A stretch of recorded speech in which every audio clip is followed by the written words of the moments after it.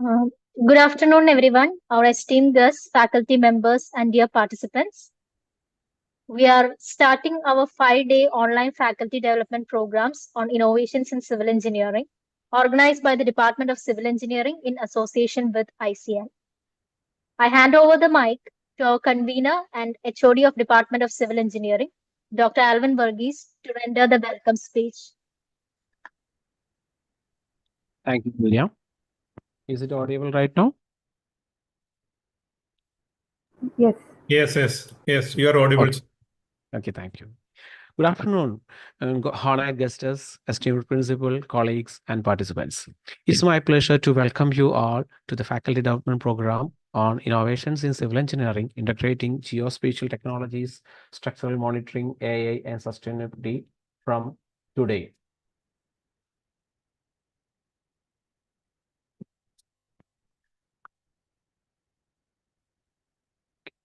This FDP aims to enhance faculty capabilities by strengthening teaching skills through active and blended learning methods, integrating AI, GIS, structural health monitoring, and life cycle assessment into our curricula, promoting sustainability and latest MBA norms.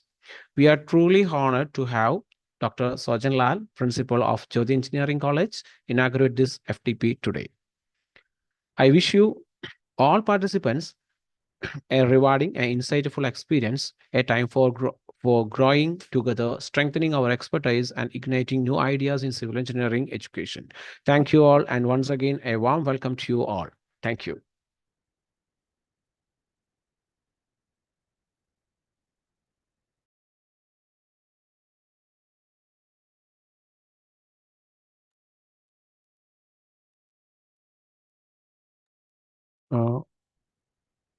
Dr. Sojan Pila, sir? Yes. Yeah, so I invite you for an inaugural speech. Good afternoon to all of you. Respected Head of the Department, Dr. Alvin Verghese, all the faculty members, and my dear participants. Once again, good afternoon to all of you.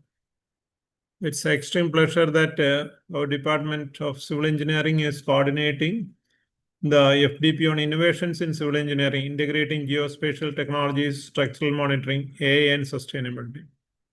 As the time has progressed, we are also integrated this AI and sustainability into the topics of your core engineering. I am extremely pleased to see that. While talking to the sustainability, I request all the faculty members and the participants, make sure that any projects which you are doing may be integrated with one of the sustainable development goals, which is 17 goals are there. And possibly I would expect that mostly majority of the civil engineering or structural engineering or environmental programs which you are addressing can be directly mapped to the sustainability through the sustainable development goals. So I think that will be one of the objectives in your project, which will be guiding for the students. And also coming to the AI part, as you know that all the departments or the sections now it's linked with AI also. So I appreciate the fact that now our civil engineering department has included into this. So probably most of you are aware that a Springboard now across India, they are giving hundreds and thousands of courses. As such, I think 10,000 plus courses are there, and particularly only with AI, I think around 625 courses are running. So I encourage all the faculty members from all the institutes to encourage this and make use of this facility. Out of these 10,000 courses, 131 courses as of yesterday are video protected certificates, and possibly you can make an attempt to get one of the certifications which will enlarge your visibility at a global level. And I wish that this program may comes out with some of the objectives which are set by our organizers, as well as you may also have to look into the global vision where we are heading to this. So kindly try to map to the sustainable development goals and the AI integration of your core engineering subject of, like as you said, the geospatial technologies and structural monitoring, or anything which is appropriate to that. So with these few words, I'm glad to inaugurate this section. Thank you all and wishing you all have a great day the coming weeks. Thank you.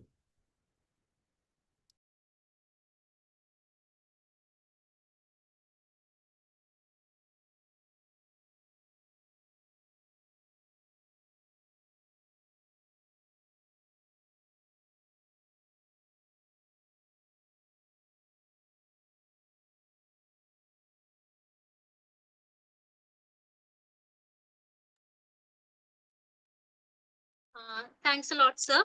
Now, I invite Dr. Vinci Verghese, Associate Professor, Department of Civil Engineering, to introduce our distinguished speaker to the audience.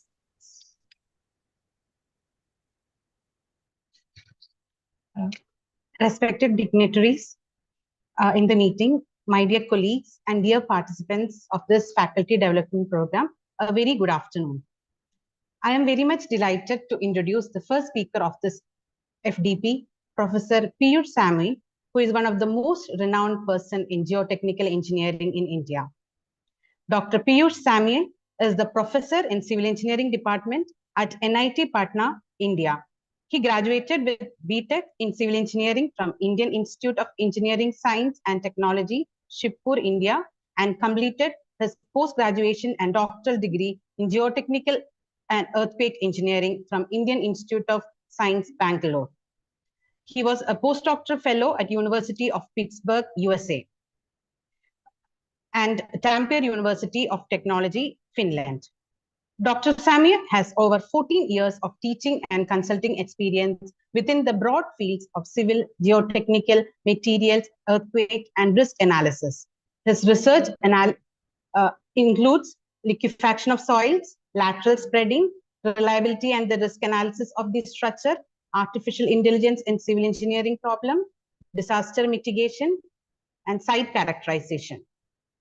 His research is funded by the Department of Science and Technology, Board of Research in Nuclear Science, Indira Gandhi Center of Atomic Research, and several prominent state and local development government agencies and industries. His research includes laboratory studies, field experiments, and computer modeling, ultimately leading to fundamental advances and practical solutions in the real-world problems.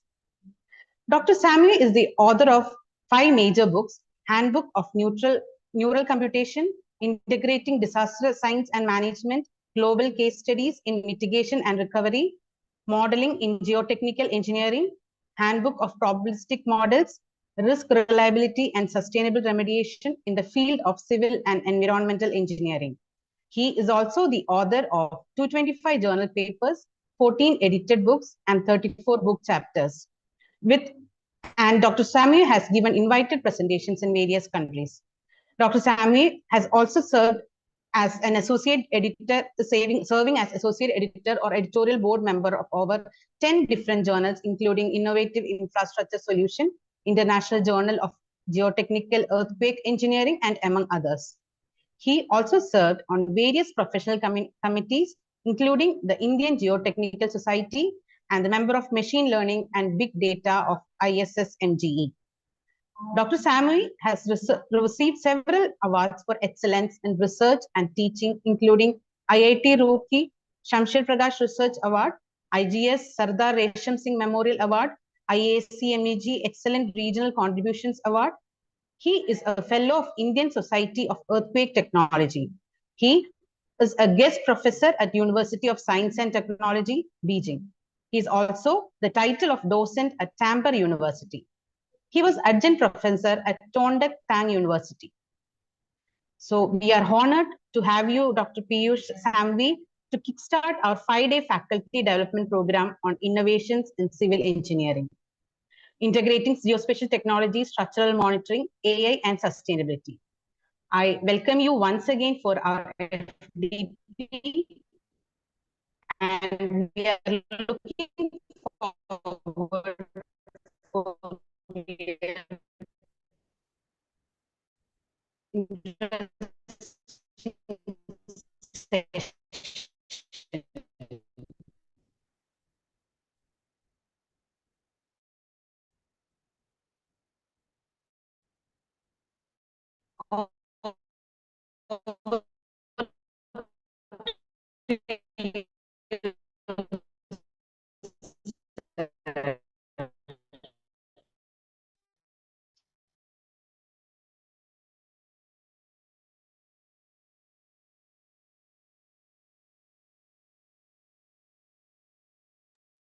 Participants, kindly wait. There seems to be some technical issue. We are getting it done.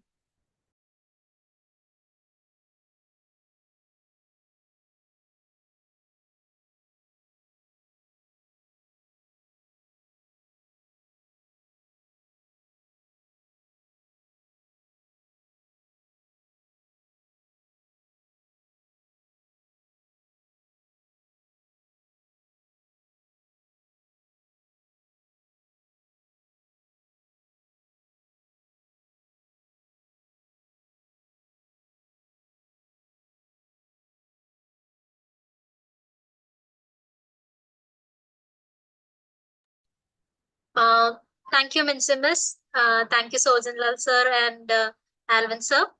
With this, our inaugural session has come to an end. Our session for the day will start exactly at 1:30 p.m. Before that, we would like to give some general instructions. We have more than 100 participants, so we'll be running this FTP via two platforms. One, the YouTube live streaming, and the second one being the Zoom platform.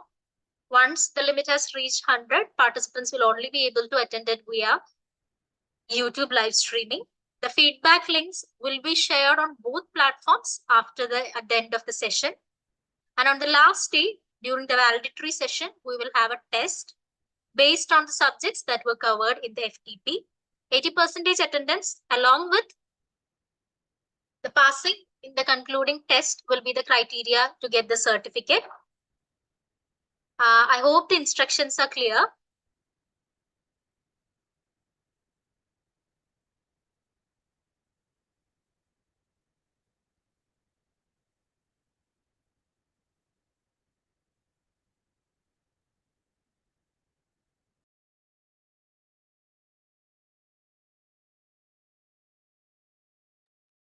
Today's session will start at 1:30 p.m. Participants, kindly wait.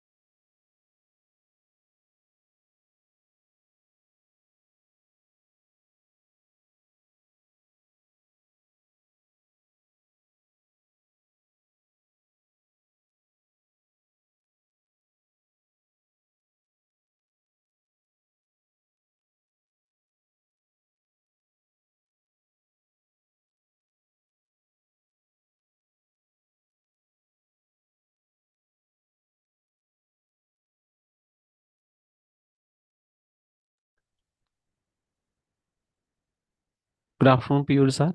Is it Good audible? afternoon. Yeah, good afternoon, sir. So we can start. Yeah, we'll start. I think still time is there, no? Yeah, the all staff members are present here. This inauguration is finished right now. You can take the classes, right? Start at 1:30, okay?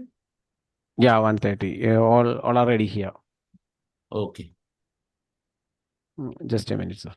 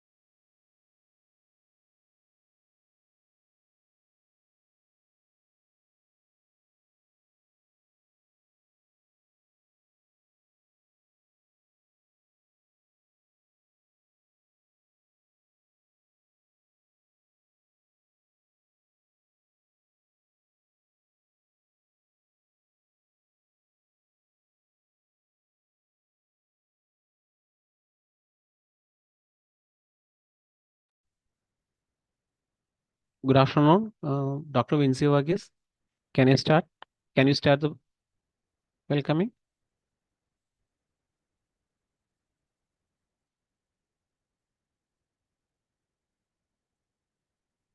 Dr. Vinci Varghese, are you audible?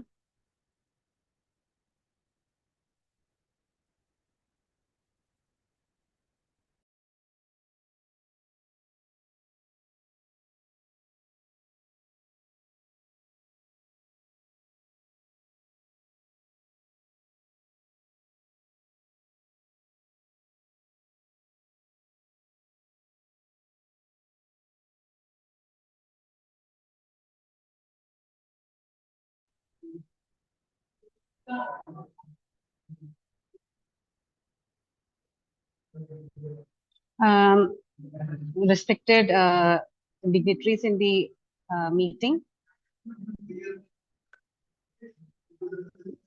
my dear colleagues and participants in the FDP, very good afternoon. I am very delighted to Madam, we'll start within 2 minutes. introduce Dr. Piyush Same, one of the renowned professor in geotechnical engineering in India.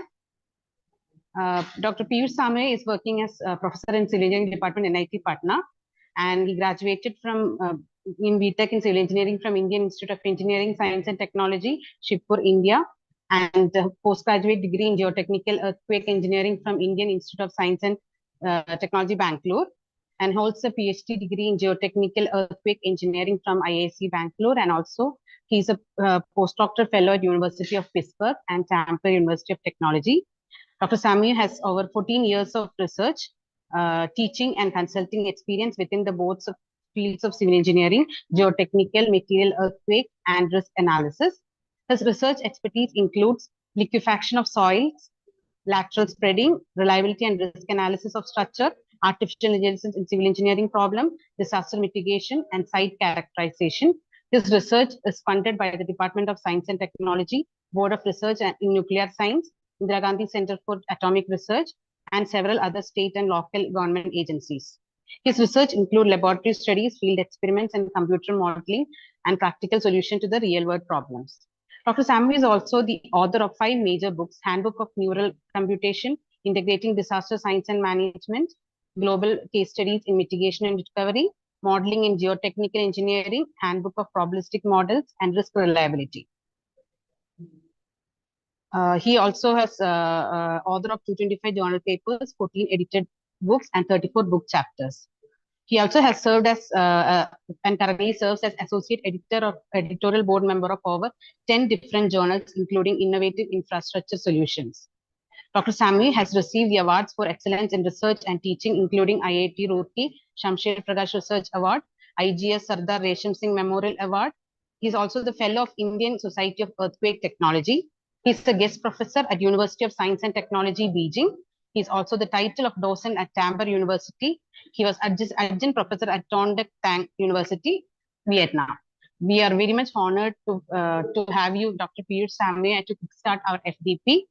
And we are, I welcome you again to our FDP, and we are looking forward to your interesting session. Yeah. So good afternoon, madam. Thanks for your kind word. And in my lecture, actually, there will be 2 parts. One part will be the machine learning theories and application of the various application. And next part will be some software hands-on training given by the another Ritaparna Samui. So in the first part, screen.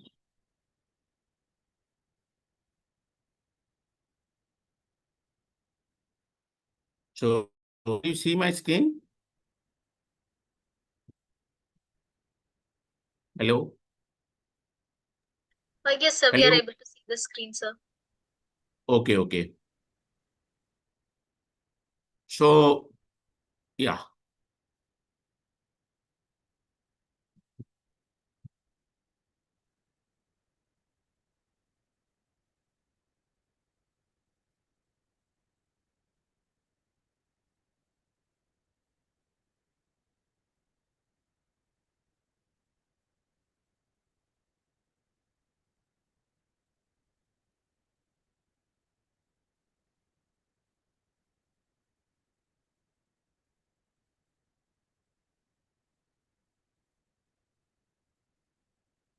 Yeah, so I think title already Madam told. So in the next 1 hour, I'll try to give some that idea that how we can use the various AI technique to solve various problem in civil engineering.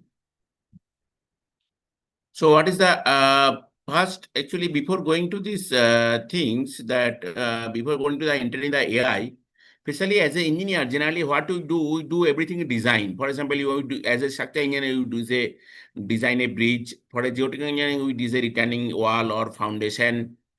And for the environmental engineering, we generally design a sewage treatment plant, all these water supply, all these.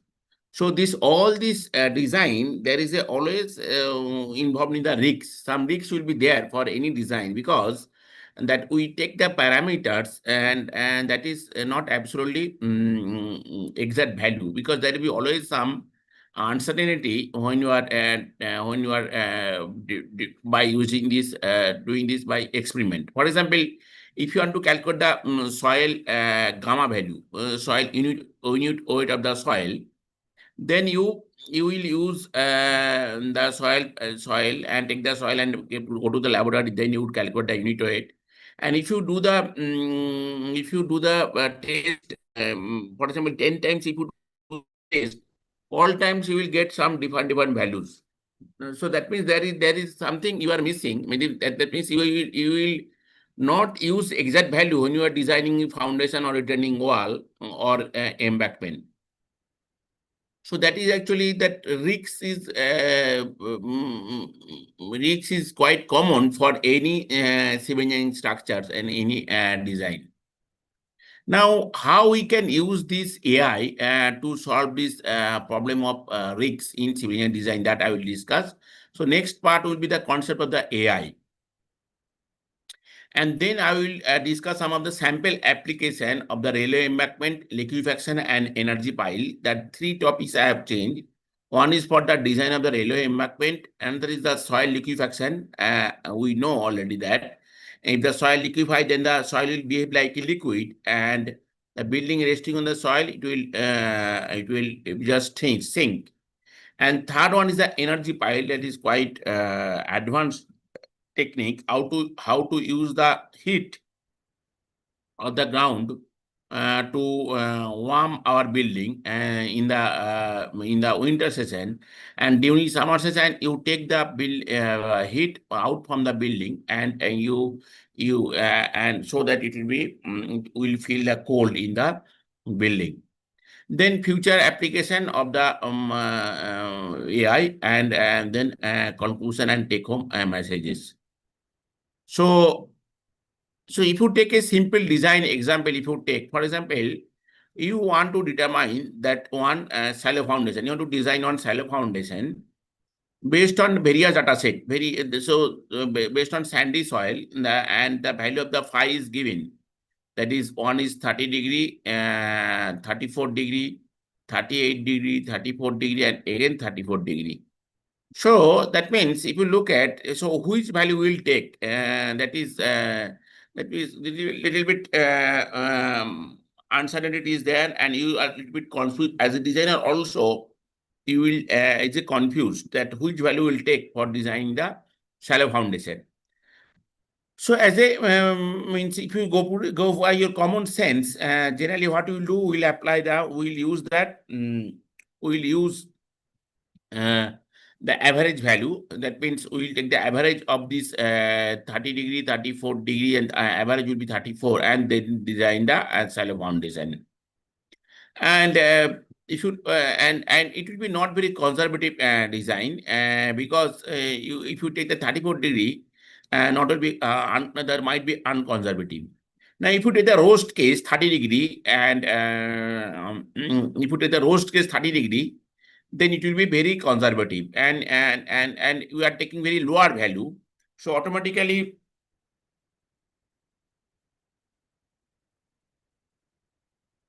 if you take the roast value, then you take the 30 degree, then automatically you are using the less soil strength. So automatically your cost of the project will be increased. That means you have to use the more width of the foundation, and more width means you have to give the more reinforcement and more concrete.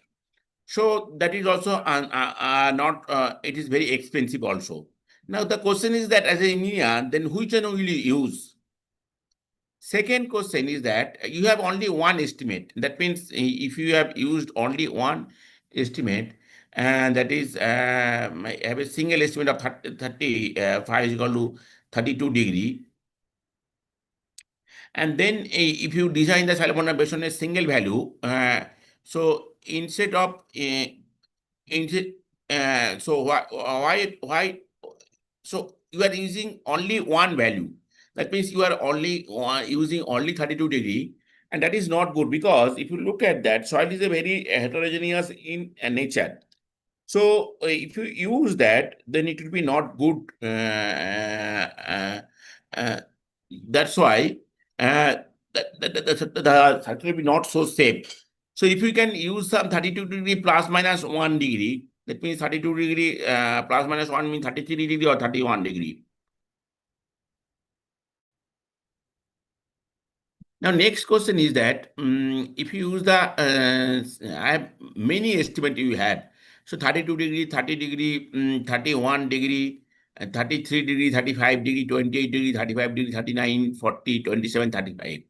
So if you look at, if you use the all values, then so what you can do, you can use the roast case. That means if you want to make the too conservative, and otherwise average value. So that means if you use the roast case, that means over conservative, and if you use the average end, and then it will be the unconservative. So can I use the all data set? Is it possible to use the all data set? I think it's very difficult to use the all data set.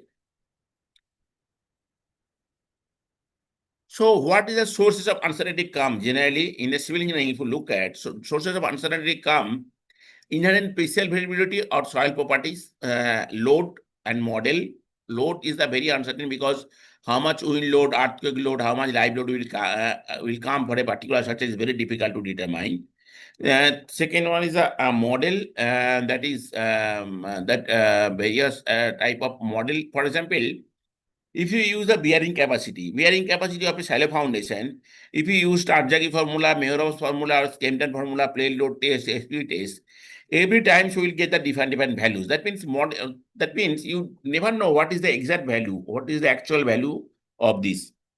So model is the one uncertainty will come into the picture. Next, fourth one is the human error design and construction. Human error always will be always there. For example, if you are doing the concrete design, or concreting only, or giving the less amount of water, all these type of things will be there. Fifth one is the scarcity of the representative data and unexpected, and the fourth one is the unexpected failure mechanism.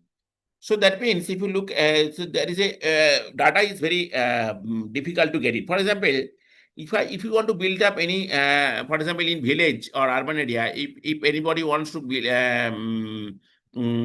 up one G plan, one structure, he will never go for the soil investigation. He just they will give the depth of the foundation 1.5 meters. So there is always some, and the data set will be not available. And last one is the unexpected failure mechanism is very common. How the soil will fail is very difficult to predict. So unexpected failure, and we generally don't consider during the design of the any geostructure.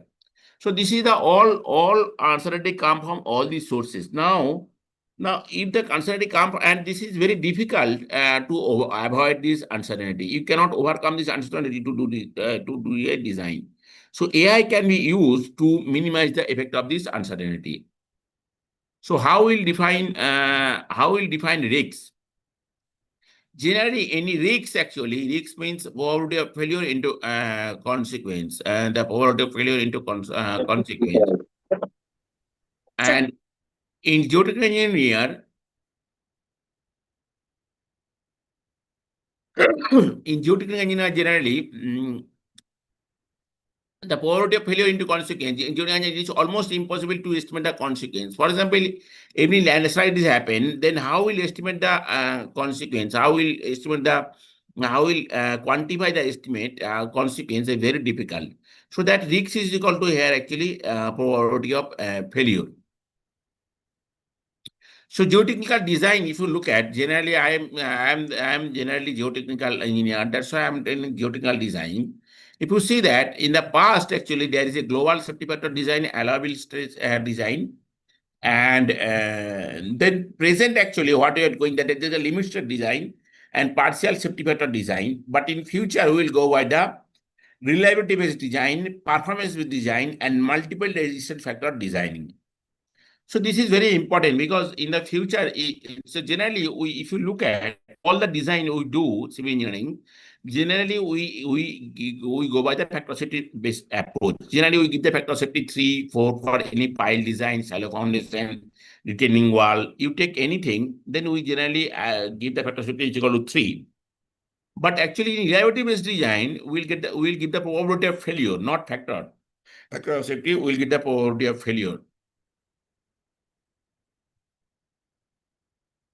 So AI, what is the AI actually? Now the question is that why the AI? So AI is defined as the capability of a machine to initiate intelligent human behavior. So how is human behavior, how for a machine to initiate intelligent human behavior. So artificial intelligence actually mimicking the human behavior. For example, how it is, for example, you learning a child that this is mobile phone, this is book, this is pen, this is pencil. So similar type of things. This will tell you that this is also mobile phone, this is pen, this is pencil. And that is called artificial intelligence. Artificial intelligence actually two components, another two components, that is a machine learning and deep learning. Now we'll discuss what is the machine learning and the deep learning. So if you look at that, there are three types of machine learning is there. One is the supervised machine learning, another is the supervised machine learning, and last one is the semi-supervised machine learning. So supervised machine learning, if you look at, there is a two parts is there. One is the regression and there is the classification. So regression means what the point estimation. For example, you are predicting pile bearing capacity, settlement of shallow foundation, beam deflection. That is all the regression problem. And if you regression problem, and in regression the input and output is known to you. For example, if somebody give the pile load test data set. Pile load test data set means for different configuration of the pile, diameter and that length, and you will get the pile capacity. That is given. That means where input and output is known to you. For supervised learning, actually, when the input and output is known to you, that is called the supervised learning. Supervised learning where the input and output is known to you. For the regression problem, we can use the multinomial regressions, nonlinear regressions, neural networks, ensemble methods, recent trees, learning. Metric learning. This is the regression problem. And classification problem, where you will get the output, binary output. That means whether yes or no. For example, what type of problem will be the geotechnical problem will be the classification problem, that will be the soil liquefaction, whether soil will be liquefied or not liquefied. This is a classification problem. Similarly, whether landslide will occur or not, that is a classification problem. So here actually various methods are there in the machine learning. That is suborbital machines, K nearest neighbor, Bayesian method, Bayesian belief network, principal component analysis, linear discriminant tree, ensemble networks, deep learning, metric learning, manifold learning, and collaborative filtering. So these are the all classification technique. You can be used as a in civil engineering problem. Unsupervised learning, whereas here actually your output is not known to you. For example, somebody will give you the slope data set, slope height, slope angle, and see pi gamma of the soil, and then he can tell the or it will be failed. That's actually main technique, and here actually hierarchical clustering partitional clustering, k-means clustering, spectral clustering, hidden Markov model, Gaussian mixer, and graph theory. This is all are used as a unsupervised learning. And next is your semi-supervised learning. Here, semi-supervised learning has been agent-based model. That is the Markov decision process, temporal difference learning, dynamic programming, deep reinforcement learning, ad hoc technique, and direct policy search.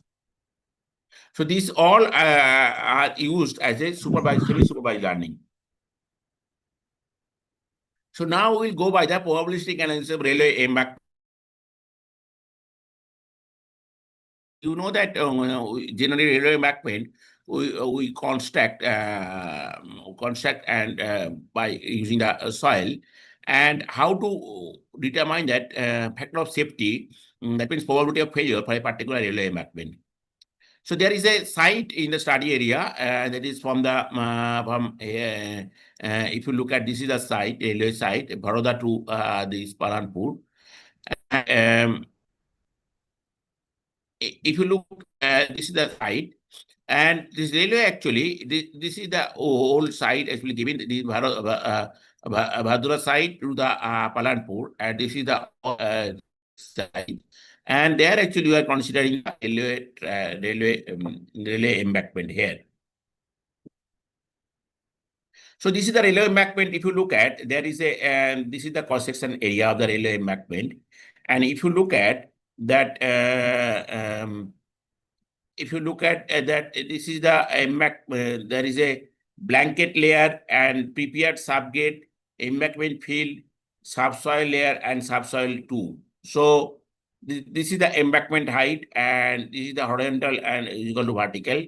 And this is the embankment field, and then 100 millimeter, 1000 millimeter subgate, and then 6 millimeter blanket layer. And then the cross slope has been kept 1:30, 1:30. This formation with 13860 millimeter. And this is the track 1 and track 2. And distance between these two is 600 millimeter. This is the soil properties. Actually, blanket layer, actually, it is generally that sandy soil. That maximum phi value is 32 degree. Prepared subgate is the very low value of the C, and phi value is very high, and this is the gamma value. And this is the embankment field, and this is the subsoil layer 1 and subsoil layer 2. So I have used the hybrid AI model. So traditional AI model, actually, if you look at that, any AI model, what they do they generally they minimize the error. So what is the minimize the error? The error should be, if it is a good model, the error should be will be 0. So that means you are minimizing the error with, if you plot error, actually, if you look at, this is your error graph. So that means this is also minimum value, this is also minimum value. But you want that error should be. But in traditional AI model, generally we use traditional optimization technique, and there is no guarantee that you will get the always error should be close to 0. It can be here also, and it can be here also. So that means if you look at, then ultimately our main goal is that we should reach here. We cannot reach here, then the model will be not good.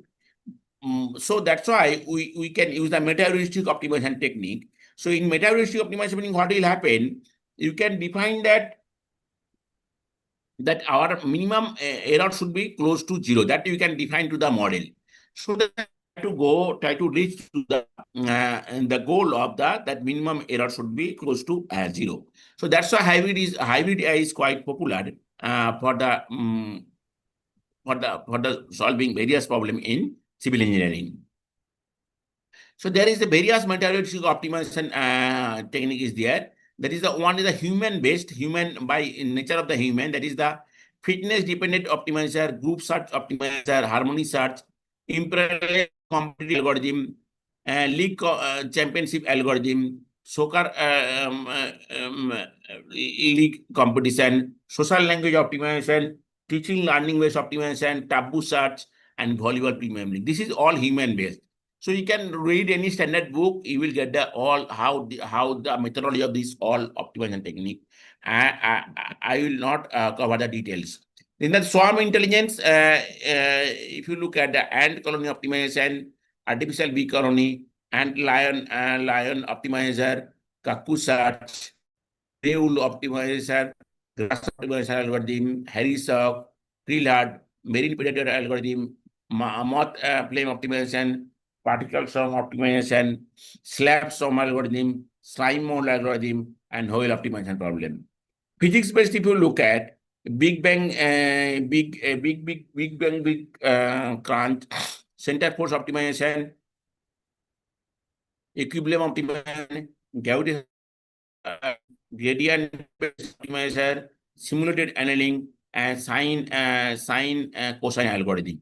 Similarly, if you go for the evolutionary algorithm, then biogeographic based optimization, BBO, covariance matrix adaptation, evolution strategies, CMAX, different evolution strategy, evolution programming, genetic algorithm, and genetic programming. So these all optimization technique can be used in the AI for the development of the hybrid AI model. So what is the input we are used? We have used various input parameters, that is the C, phi, gamma, and this is the KH and KV, that is the horizontal seismic coefficient and vertical seismic coefficient. And this is the slope, geoslope software we are using here. And we are calculating the factor safety of the particular source by using BSOM method. And then we are combining all soil parameter with the C, phi, gamma, KH, and KV. And the data processing we are doing in a normalization data processing, and normalization we are doing between 0 to 1, and then partitioning we are doing the training and testing. So training we are using the various hybrid AI model, that is the ANN PSO, ANN ACO, ANN ABC, ANN GWO, ANN MFO, this all model. And then we are using the developed hybrid ANN also. And whether it is giving the good result, then check accuracy. If it is good result, then you calculate the best model. Then what we have done, we have first we develop the model. Then what we have done, we have taken the actual soil parameter, C, phi, gamma, and then we use the various COB 10% and COB 20% and 6%. And then we will that using that factor set we are using, and then we will get the probability of failure and beta. So last we will get the beta reliability index and probability of failure. So this is the factor safety. If you see that, this is the failure surface as per BSOM method. This is the relevant point. Here is for the first case, the factor safety is 1.622. In the second case, 1.5411, and the third case 1.479, and fourth case 1.412. So all the cases actually, if you look at one thing, that's a factor safety is greater than 1. That means your slope is stable. So I have used the various parameter to determine the to determine the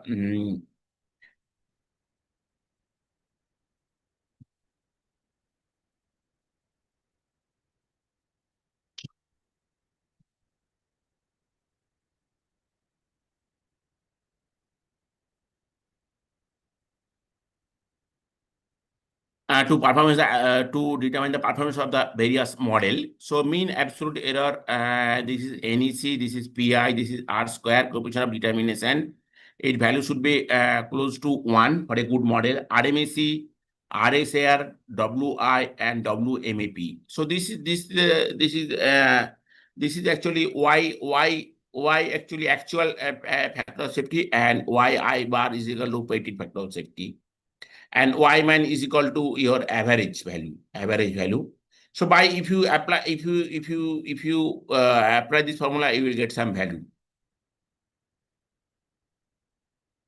So performance of the training and testing is given. So the performance of the training model. If you look at this is the training, and if you see that for the training case, the mean absolute error is almost close to 0.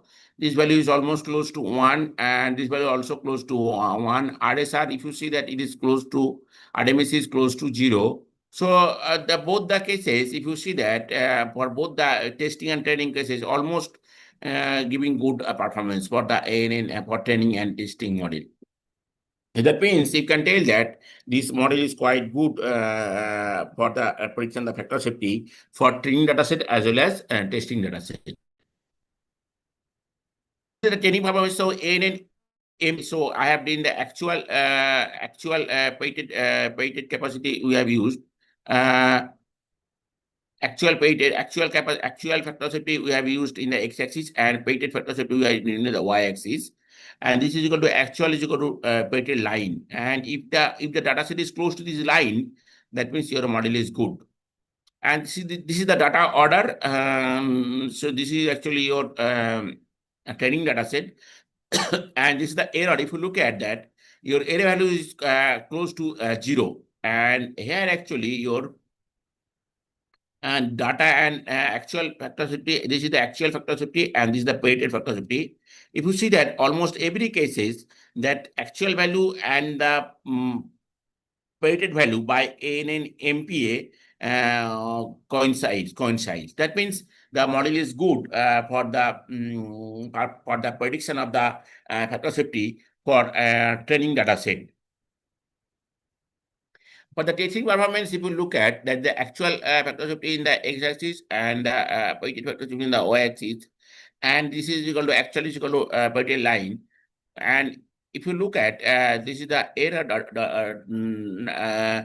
data order, and this is the error actually. So error should be close to 0. If you look at that, if you see that the error actually actual minus weighted, that almost is close to 0.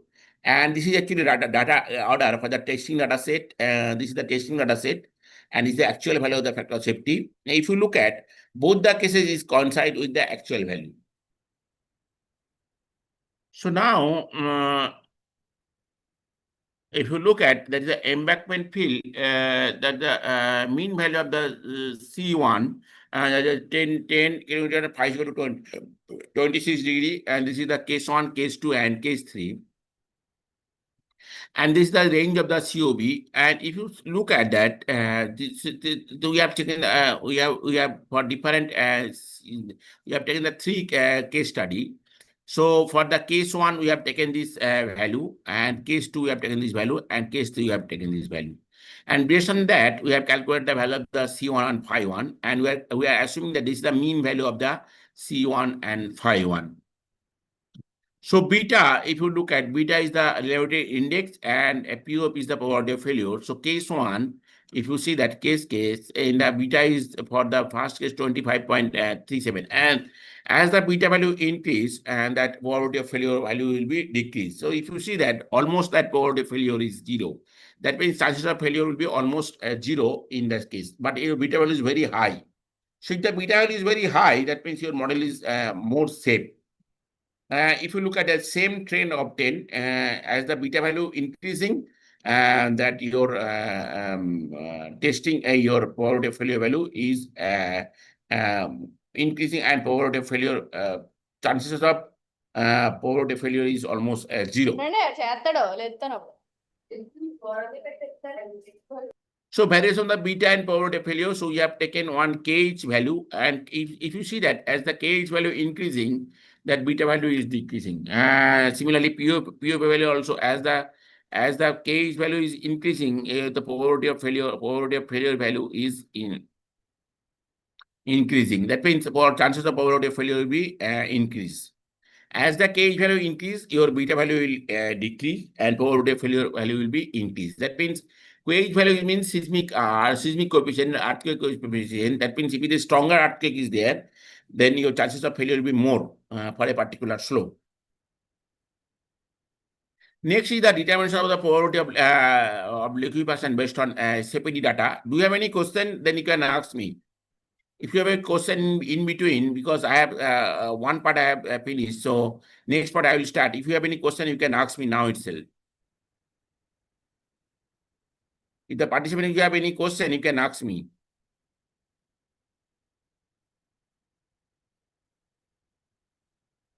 Anybody, any question he has?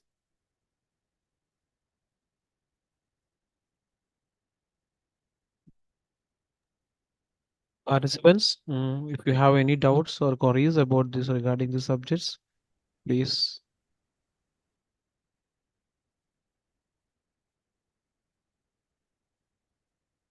Okay. Then I will move to my next part. So my next part is the determination of the probability of liquefaction based on CPT data. CPT is the one test.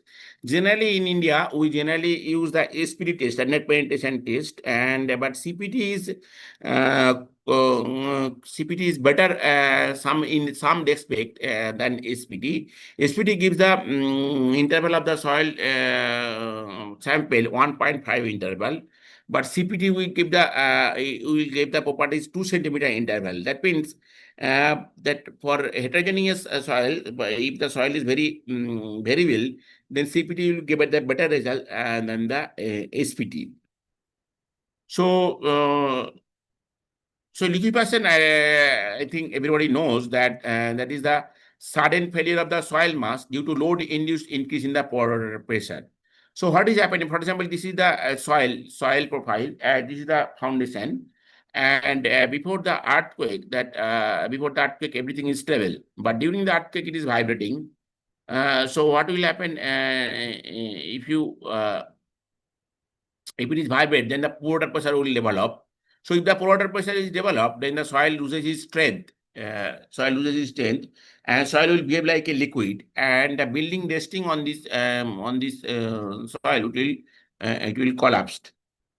So if you look at, this is actually your Japan earthquake. If you see that there is no structural failure. The structurally building is correct. There is no concrete failure. Every building is correct. Here also there is a building has nothing damaged. Everything is all right. If you see that there is a wall is also not damaged, but building has been tilted because soil loses its strength. So that building has been tilted. So that is actually because if the soil behave like a liquid, then automatically it will sink into the building will sink into the soil.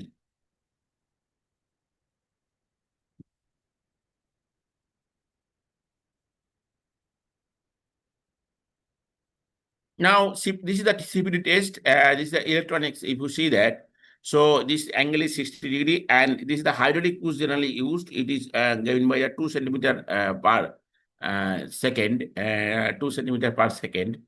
And there is a no boarding, no sample, and no cutting, and no spoil. Actually, here you will get the no boarding, no sample, and no spoil actually. And continuous reading, you will get a continuous reading of the stress, friction, and the pressure. You will get the continuous reading of the stress, friction, and the pressure.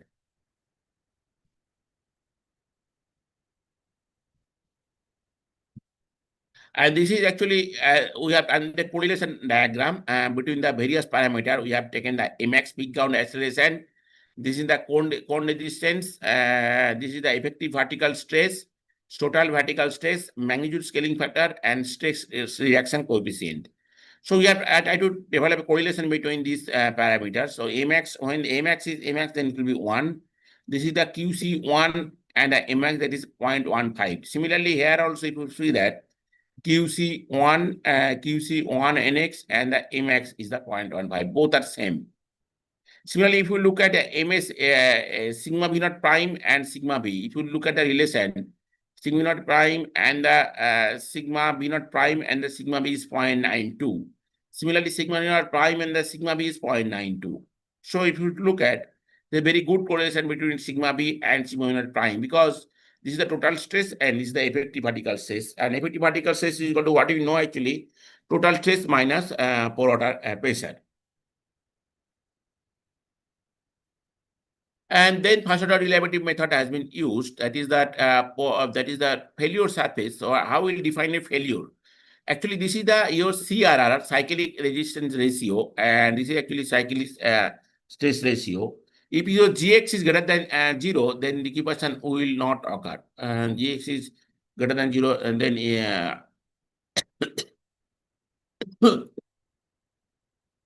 0, then liquefaction will not occur. But if the Gx is equal to 0, then it's a verge of failure. Performance is limiting. And if Gx is less than 0, then the liquefaction will occur. So this is the beta value as calculated based on this formula, and probability of liquefaction is equal to 1 minus phi of beta. That is the phi is a standard normal cumulative distribution function, and beta is the reliability index. And xi is the input variables, mu is the mean value, and a sigma is the standard deviation. So the flowchart of this, they are defined parameters Mx, QC1, total effective particles, total size, magnitude, Kelvin per RD, and the distribution. And you see the input mean and standard deviation of the parameter defined correlation matrix, and transform mean and standard deviation using defined equation and define Gx function. And then you calculate that what is the, if your Gx is greater than 0, that means there will be no liquefaction, then the beta value will be positive. But if Gx is less than 0, then liquefaction and beta will be negative. And set up a solver to find minimize beta and calculate the beta and using this formula. So you'll get a beta value here.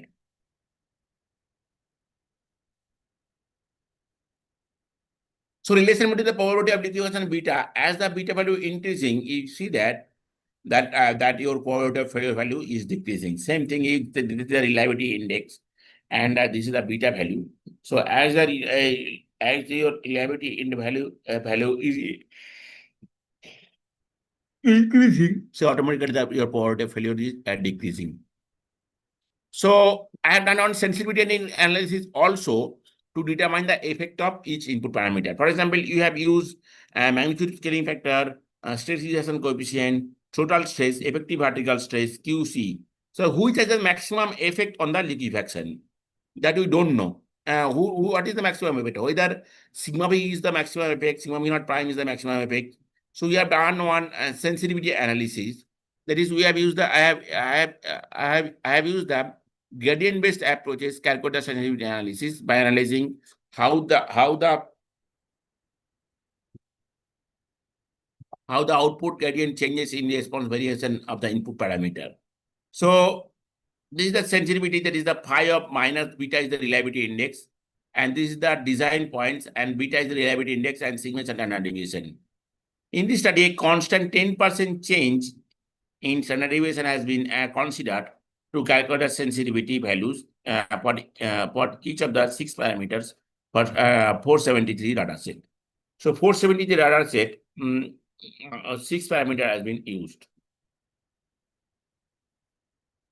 So effective variance parameter, if you look at that, QCNX has the maximum effect on the liquefaction, and similarly your Mx is the less effect. So QC soil parameter has the maximum effect. So that means cone distance is very important parameter for determination of the liquefaction susceptibility of the soil.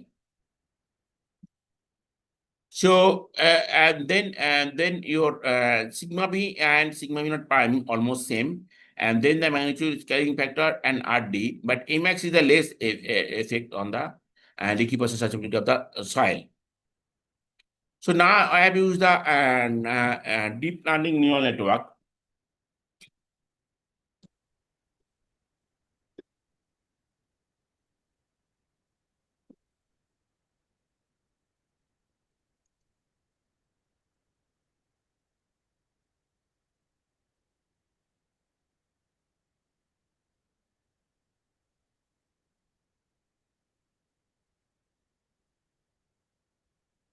So dataset has been using the using FRA method to calculate the probability of failure. To calculate the probability of failure and beta value, and dataset is normalized. That is split into 3 parts. Actually, 60%, 20%, 20%, 17%, 15%, 15%, and 80%, 10%, 10%.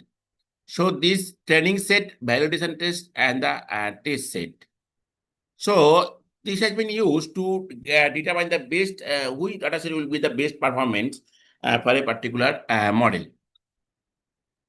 So And then you, so to get an idea that when you are splitting the data set, so which percent you will get? Whether 60%, 60 is to 20 is to 20, you will get a best percent, or 70 is to 15 is to 15, or 18 is to 10 is to 10. So this is the architecture of the deep learning neural network. This is the input layer, and two hidden layer has been used, and one output layer. And this is the parameter of the, so number of hidden layers, actually 4. Number of neurons is 48, 32, 16, and 16. Batch size is 16. Optimizer Adam, loss, MEC, learning rate 0.001, activation function, hidden layer is the ReLU, and for the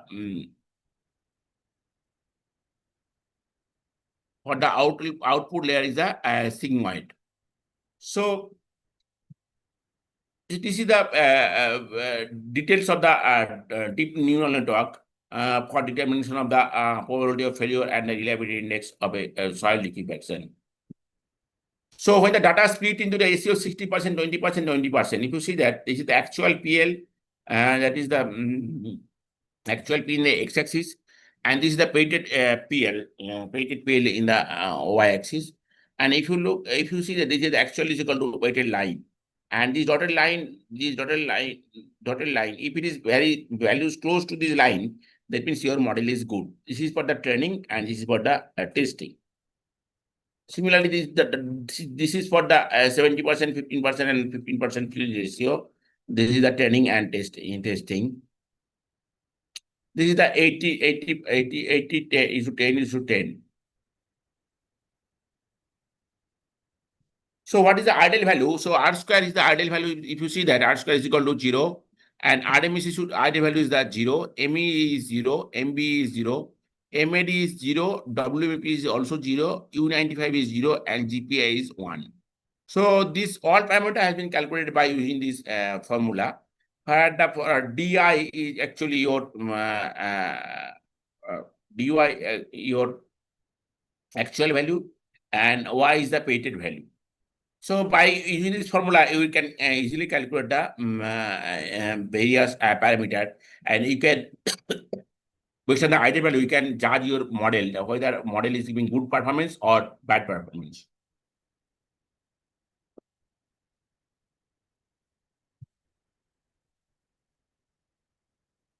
Next is the rank analysis. So what we have done, I have calculated the various this parameter, and if the model three data split is there, for example, first data split, if it is very close to the value 1, then that I have given the maximum rank, and next another 2 will give the next rank. For example, 3 model.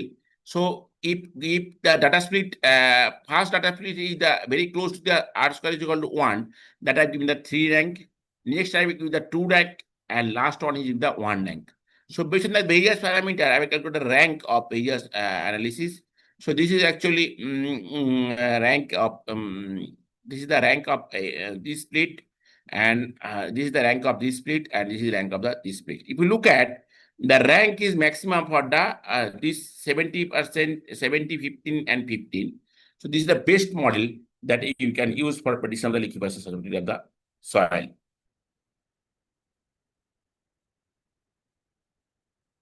So next is topic is the do you have any question? Then you can ask me, and then I will move to the next part of my presentation. If you have any question, you can ask me.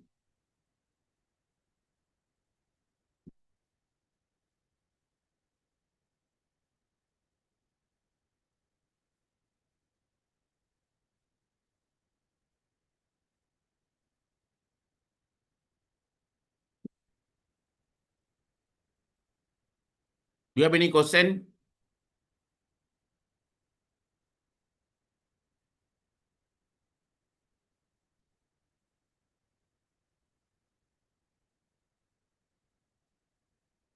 If you have no question, then we can. I'll move to the next presentation, next part. Okay.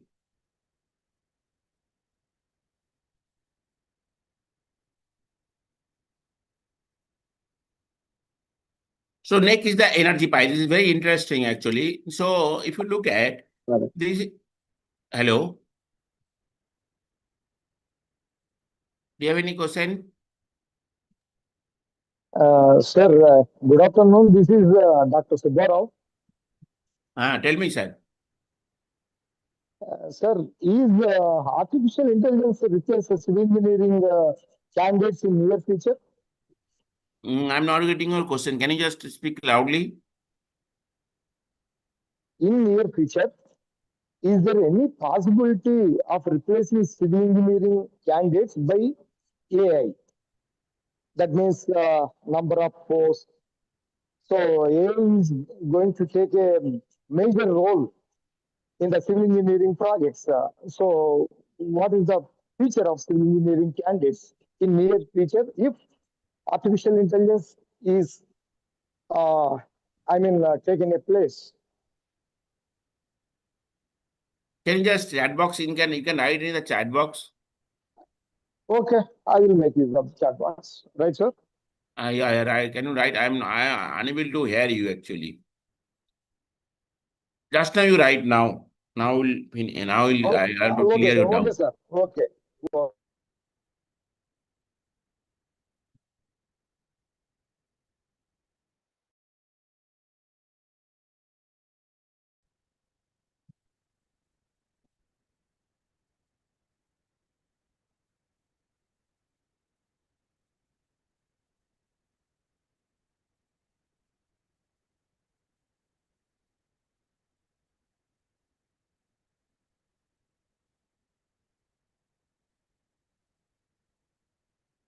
Okay. So now if you look at the energy pile, actually, if you look at this is actually your this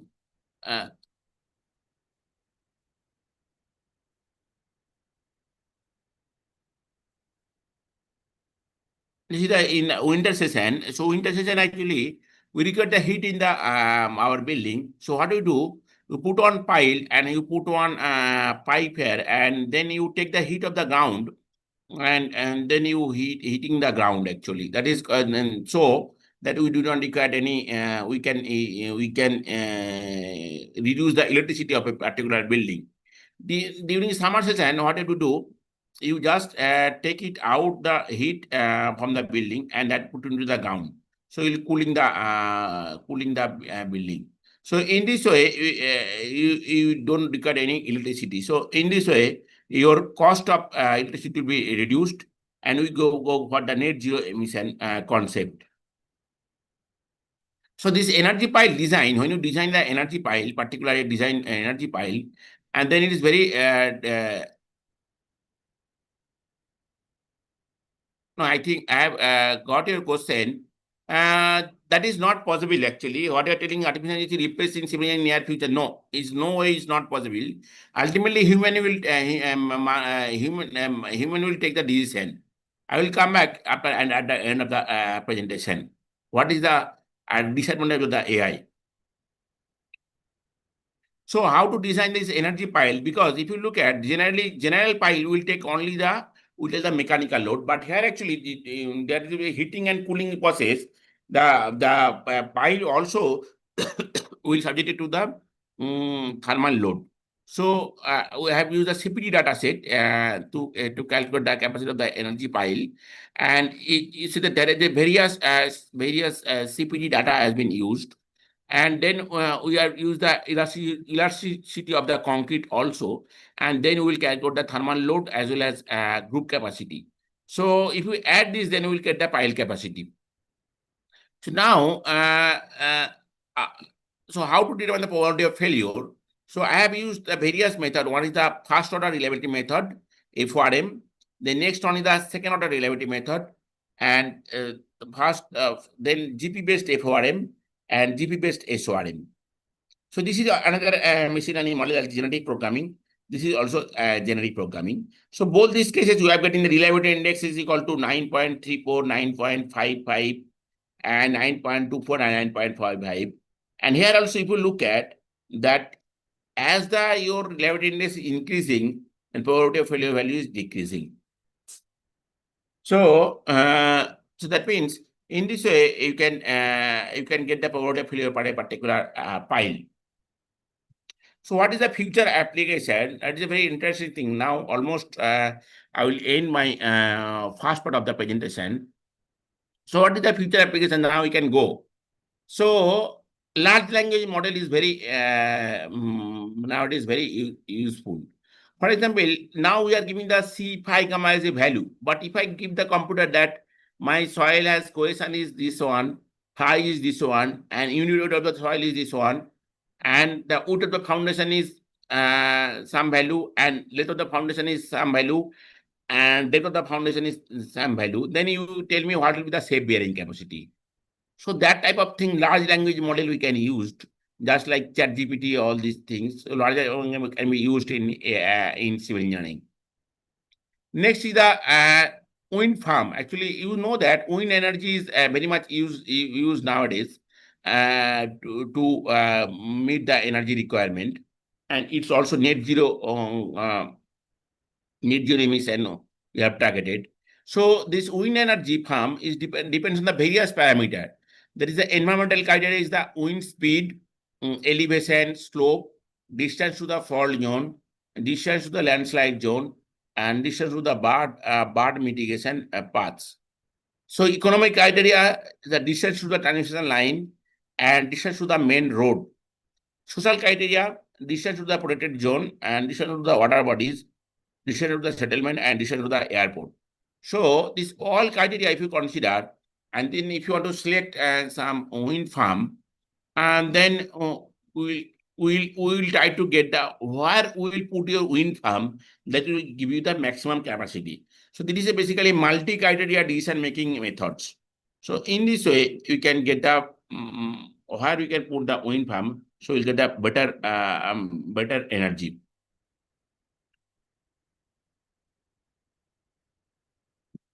Next is the physics-informed neural networks. So where actually we can use some physics-based neural network. So we can put the initial condition or partial differential equation, just like consolidation theory.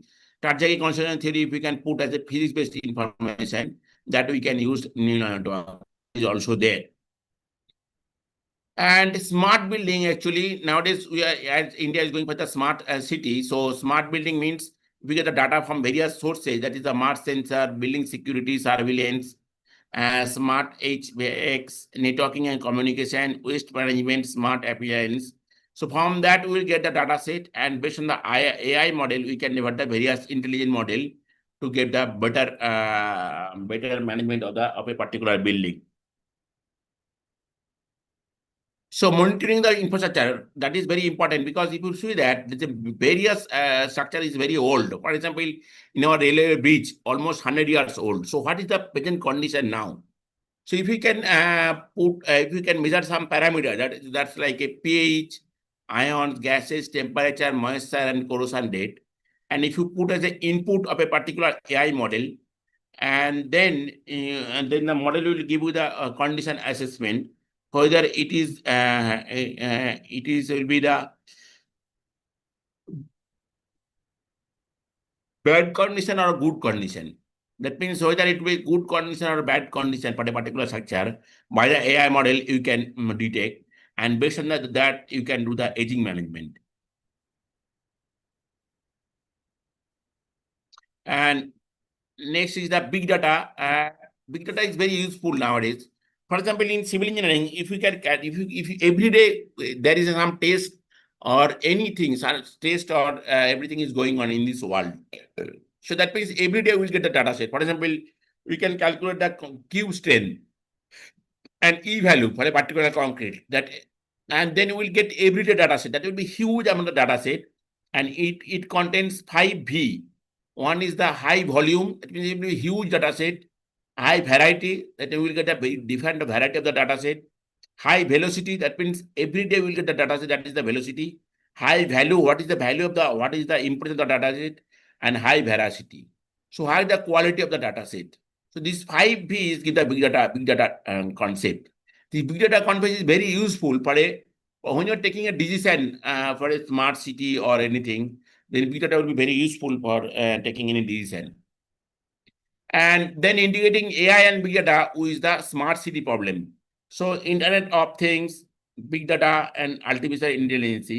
Then use the governance, metabolism, and culture. Then we will get a smart city, because India is going 100 city for smart city. So if you can integrate AI and big data, then we can develop the smart city in proper way. And what is the take-home message? Then AI can be used to generate data set for determination of the risks of the geostructure. For example, when, as we have told already, that when you design anything, there is always some risks involved. So, how we determine the AI? How we can determine how we can use how we can determine the risks? By using the generated data set, you can determine the risks. And second point, AI can successfully consider uncertainty for the design of the geostructures. And third one, AI model can reduce the computational complexity. That means in this way, it can reduce the computational complexity, because AI will use the data set only. So this is my published book and Handbook of Neural Computation. This is all books are available in the Amazon author profile. You can buy. This is the Handbook of Neural Computation, Big Data Engineering Application. This is all book available in my Amazon author profile. So I think if you have any question, you can ask. Otherwise, we'll go to the second part of the presentation. That is some software demonstration by Rituparna Sami. You have any question, please ask me.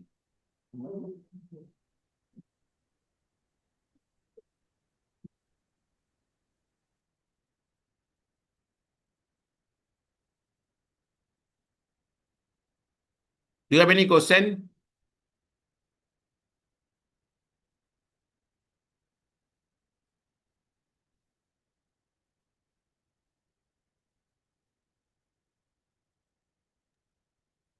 Participants can also post their questions in the chat box.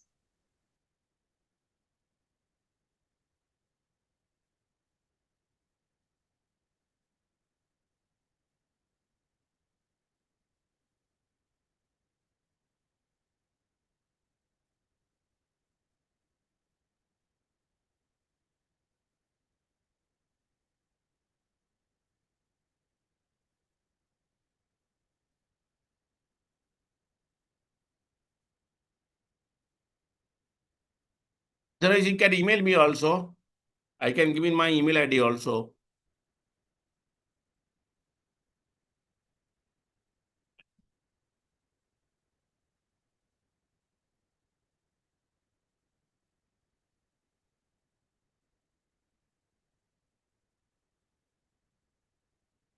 How is AI is merging in digital twin? Okay. That thing, I think if you can use the BI, building information modeling, then you can AI can be merged in the digital twin.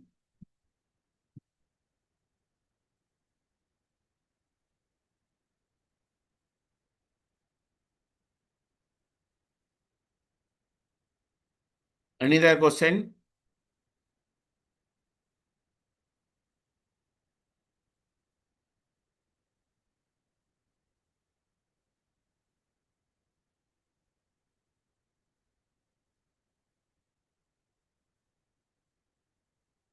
Okay, otherwise the second part will be start by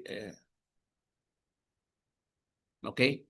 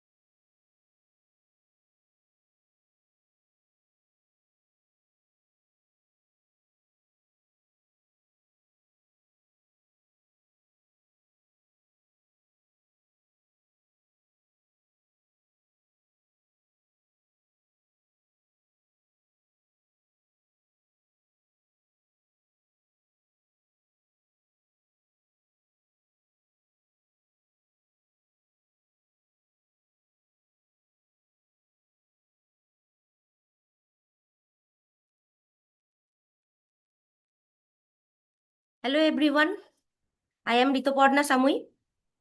I am going to start my presentation.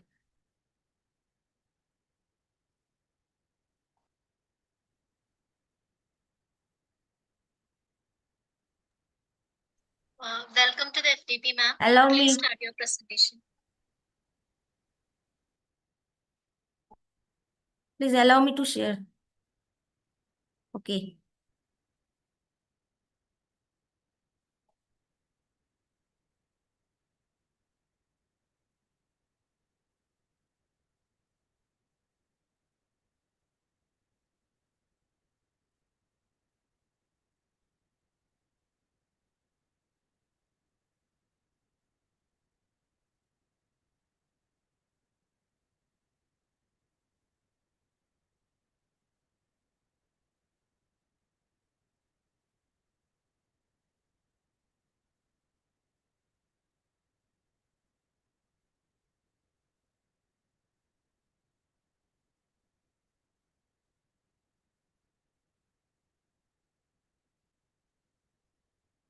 Am I visible?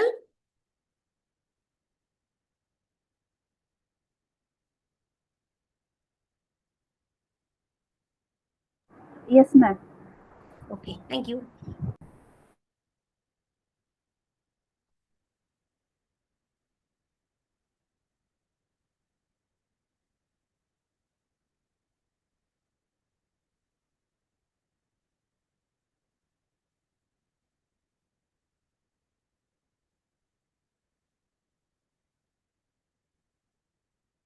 Today I am going to give a presentation on R programming language and Python programming language.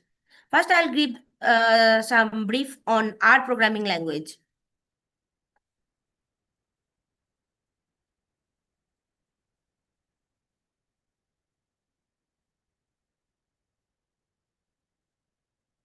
So first, I'll tell what is R. You everyone know that R is an open source programming language, and it's a software environment for statistical computing and graphics. And it is one of the primary languages used by data science and statisticians alike. And it is supported by R Foundation for Statistical Computing and a large community of open source developers. Now, why we should use R? R programming actually is used as a building tools for machine learning, statistics, and data analysis. R is an open source programming language. I have previously told that means it is free of cost, and anyone from any organization can install it without purchasing a license. And it is available across widely used platform like Windows, Linux, everywhere we can use it. And our programming language is not only statistic packages, but also it allows us to integrate with other languages like C, C++. So thus we can easily interact with many data sources and statistical packages. And its user base is growing day by day and has vast community support. Our programming language is currently one of the most requested programming language in the data science job market. That makes it the hottest trend nowadays. So for all this reason, we can use R. Now, what are the features of R? I have already told so many features of R, but there are some rare features also. Like R can perform operations directly on vector. That means it doesn't require too much looping, and it will take less time also. And we can perform a multiple complex mathematical operations with a single command. R is useful for web scraping also. And due to large number of researchers and statisticians are using it, that's why we can get new ideas and technologies can appear in the R community. Here first we can this appear. Now, what are the applications of R? R has proved itself in research by processing large amount of data in less time. So we can apply in the real world, like in the stock market, and for keeping record in the hospital, police station, everywhere, wherever we want to keep record. And for weather forecasting also we can use fraud detection, business intelligence, software development, everywhere we can use our software.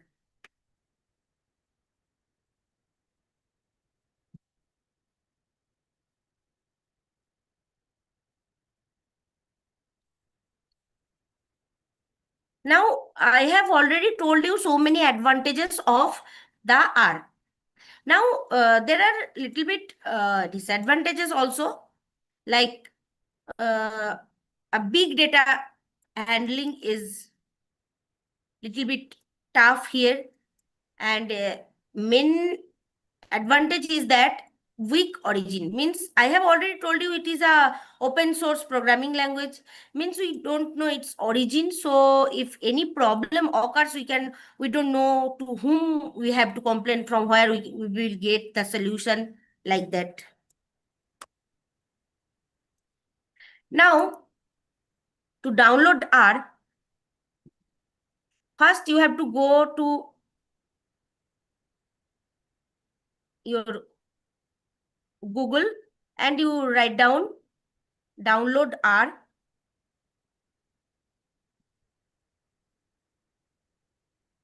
And from this grand project, you can, if you have to go, and here you can see that download R for Windows. If you use Windows, then you will click this one. Actually, I have already downloaded this one, so I'm not doing this. If you are doing first time, you can do from here. Now, you have to download and then install R. Now, we all know that we need one IDE. IDE means Integrated Development Environment. That is a software and that gives its user an environment for performing the program.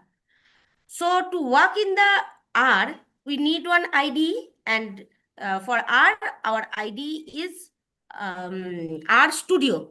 So now we have to download R Studio.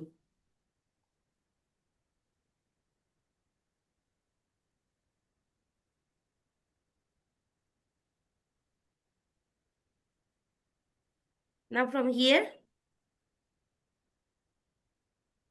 you will accept all the cookies, and then you can see here, download R Studio. And you will download and install R Studio. Then it will look like this. So it has 4 parts. 1, 2, 3, 4.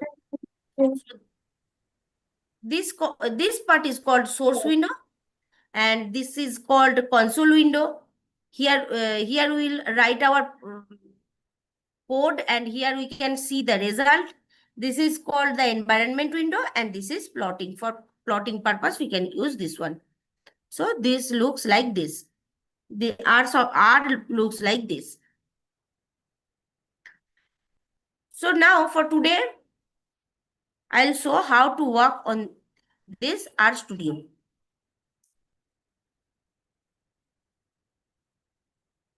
I have written some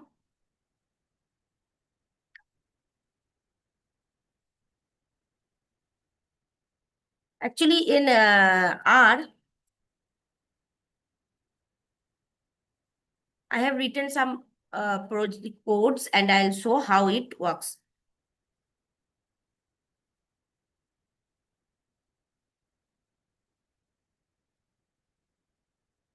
First, I'll show you decision tree. You all know what decision tree is.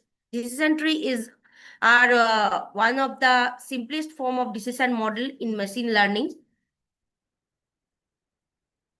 They use sample data features to create decision rules that from a tree-like structure.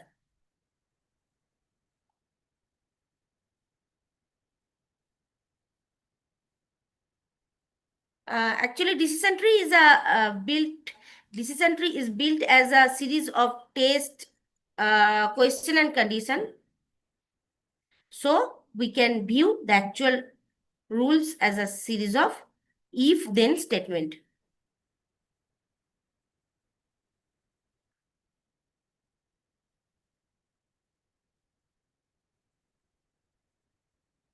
Now, decision tree can be used for both regression and classification problem also. Here we can see there are, in decision tree, there are root nodes, branches, decision nodes, leaf nodes, everything is there.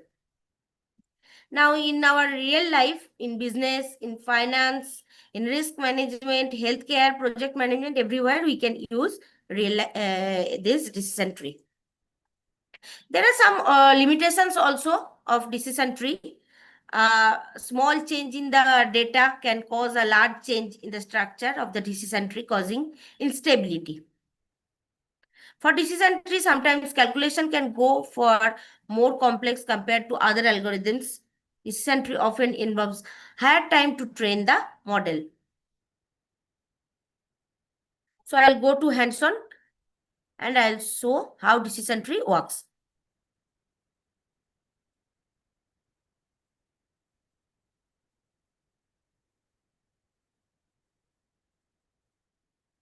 I have written my codes, you can see, and I'll show how it is working. For this, I've already told you that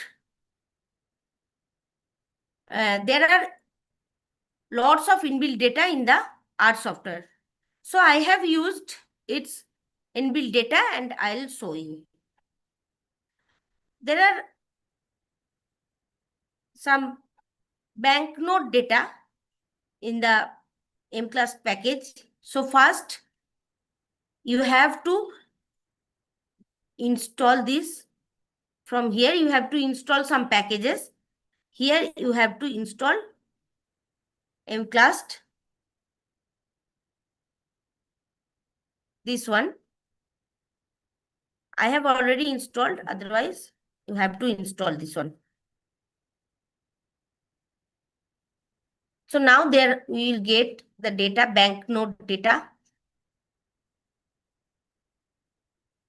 And I will show you a couple of examples how the data look like. You can see first 5 datas. All first 5 datas are genuine. And you can see its length, left, right, bottom, top, diagonal, everything is there. You can see. Now, couple of examples from the last end part. Here, all the data are counterfeit.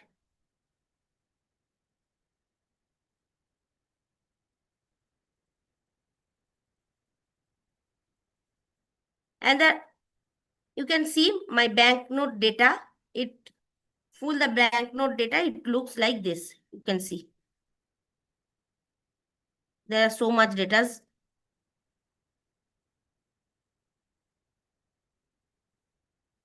Now we can check the distribution of the class variable.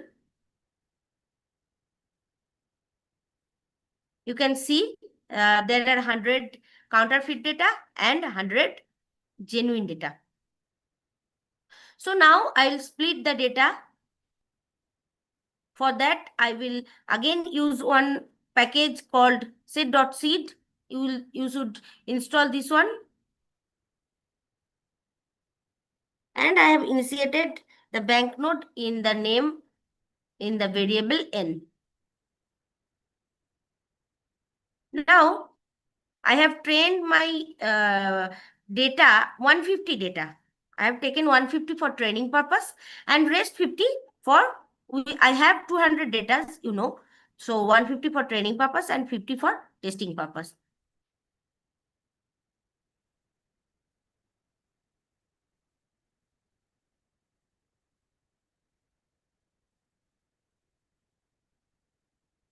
Now see the couple of example of my training data.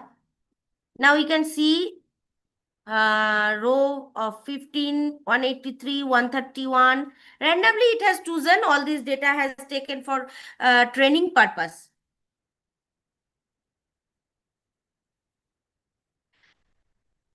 So I will now I will go through my decision tree algorithm. To do this, I'll use C5 algorithm, and I will again, you have to again install C5 algorithm, and then you can, from there you can use decision tree algorithm.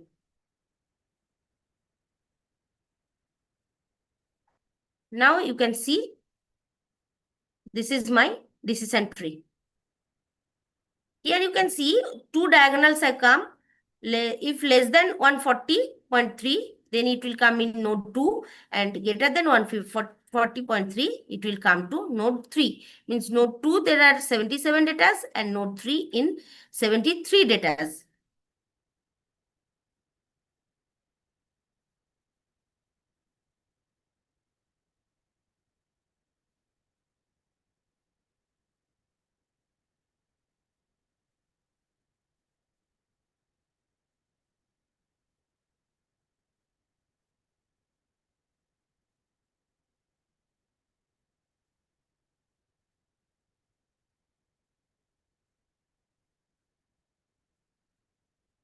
Now, as we know, the decision tree is actually a series of if-then statement.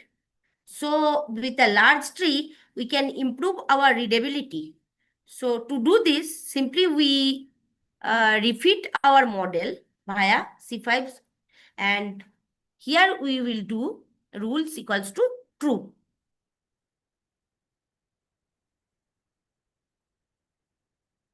Now you can see 100% result has come, 100% attribute usage is 100% diagonal. So now how well our decision tree is classified, we can see, explore. We'll go to fit C.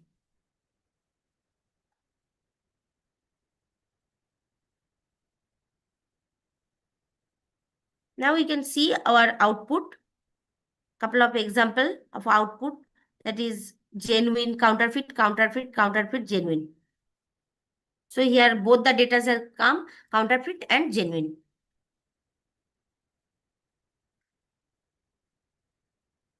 Now I will create one confusion matrix to show you how my decision tree is working. How it's means to increase its readability, I'll use confusion matrix.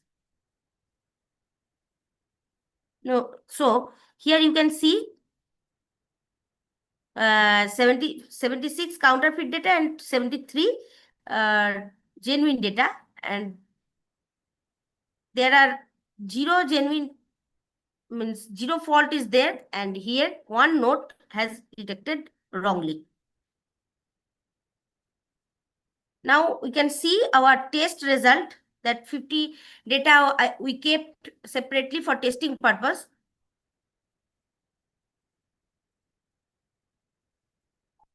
For testing purpose, you can see counterfeit, counterfeit, all the example are of counterfeit. Now again, I will create confusion matrix to see. Here you can see 23 counterfeit and 26 genuine data, and one genuine data has classified wrongly.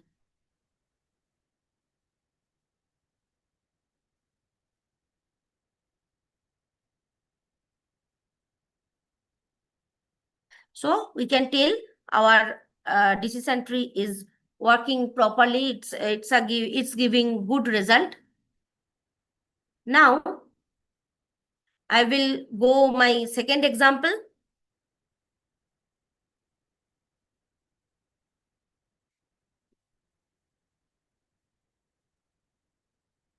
That is linear regression.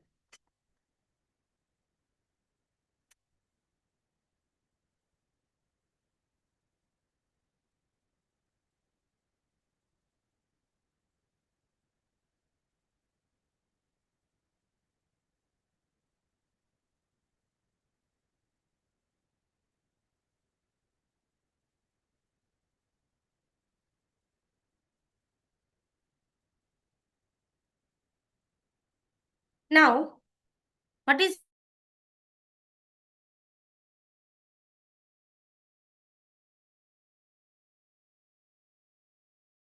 actually it is a predicting technique. It estimates the relationship between target variable and predictor variable.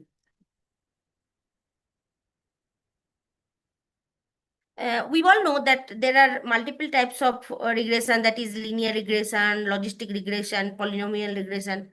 Today I will discuss here for R, I will discuss about the linear regression.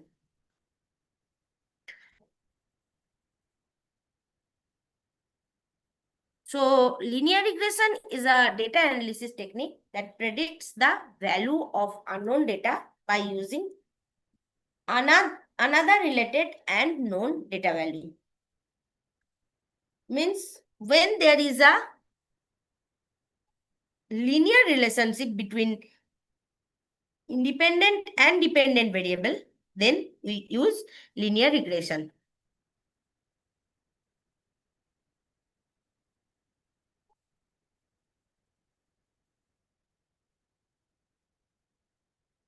So in our real life, in marketing, finance, business, healthcare, everywhere we can use linear regressions.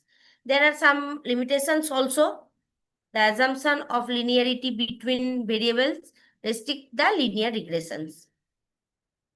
The premise of straight line relationship is usually false and may provide inaccurate result. Now again I will go to hands-on.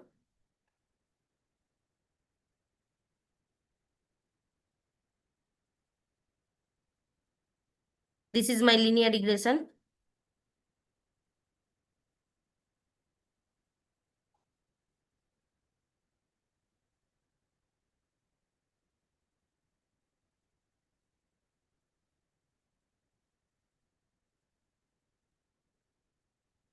So, I'll use some data in inbuilt data in R, that is Boston data. To do this, you have to install the library mass.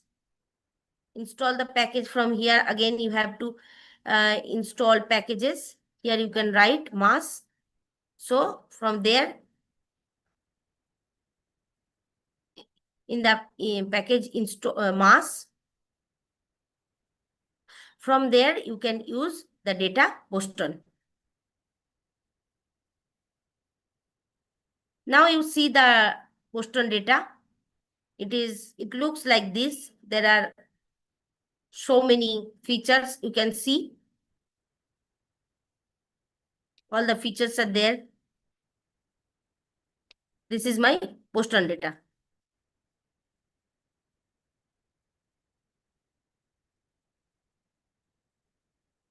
Now we can see a couple of examples.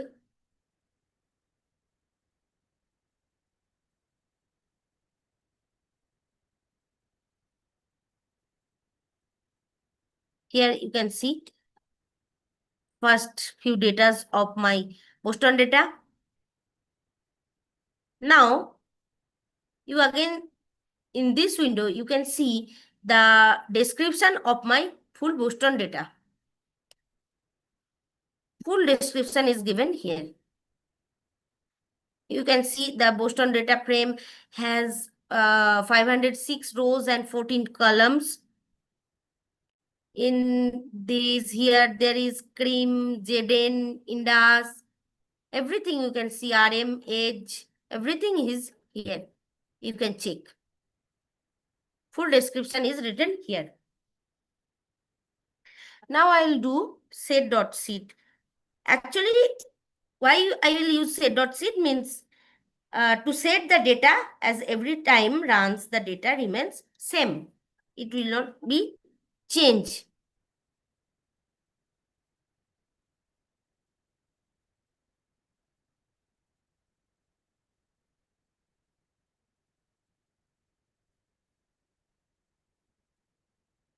So now I have to split my data set, Boston data. So to do this, I will first install the package cat tools. and then I'll split my data 70% and 30%. I have split it.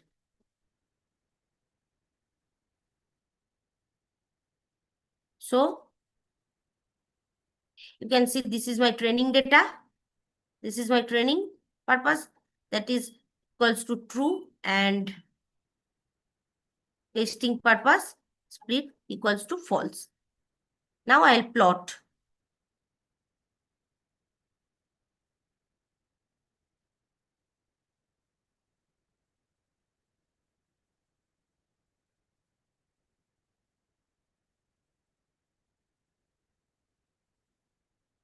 See, this is one crime rate versus price plot. You can see, obviously, if crime rate increase, the price will be decreased. So it looks like this.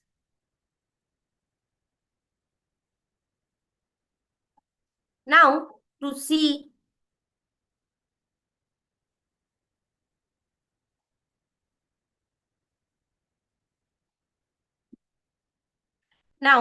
the correlation between the variables,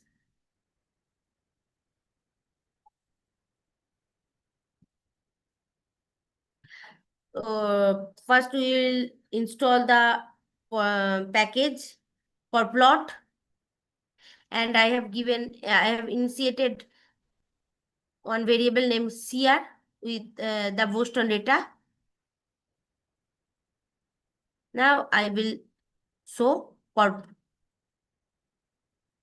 plot.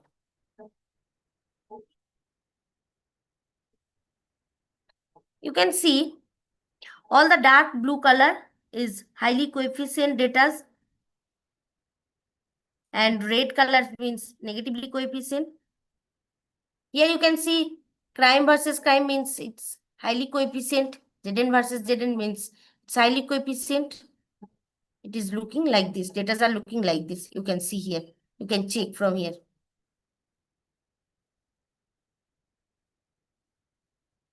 Now I can create one scatter plot also to better understanding. So for this, again, some packages library we have to install.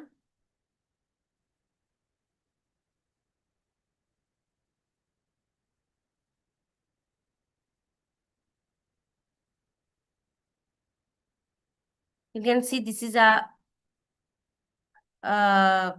scatter plot of my data.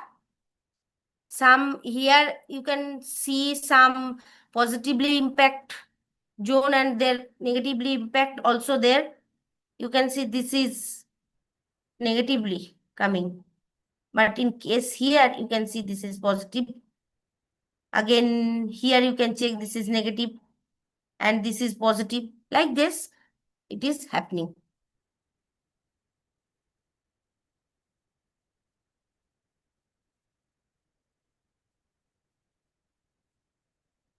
Now another plot I can show you about RM versus MDB plot. You can see here. Now I will give the linear regression line here and I'll show how it looks like. Look, a blind. Here you can see this is my linear regression line, red color.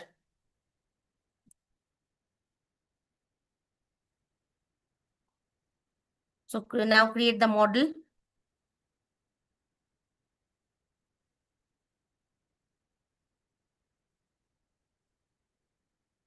Now this is my model. This is the summary of my model.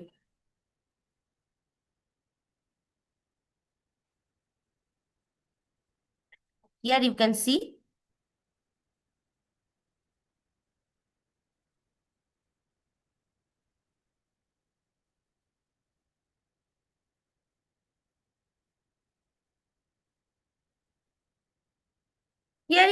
some coefficients are of 3 stars, 2 stars, 1 stars, and some has no stars. So which has no stars means this significant value is less, so we can left all these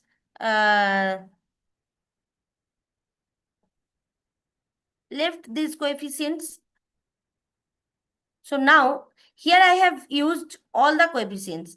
Now I'll use only stars coefficients. Here I have used only stars coefficients.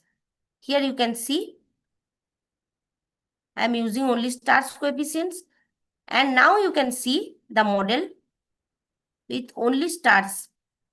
Here you can see only stars are there. To increase the performance of my model, I have done like this. I have used only stars. Now I can predict, you can predict the output of the testing data.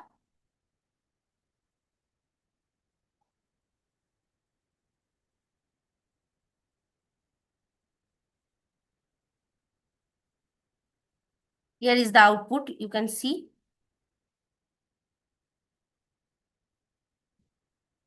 Output is looking like this. This is my output.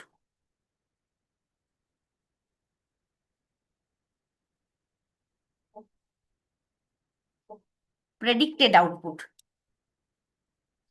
Now, I have plotted my testing data output as green color, and I have predicted output means as blue color, and I will show compare the my predicted value with the actual value.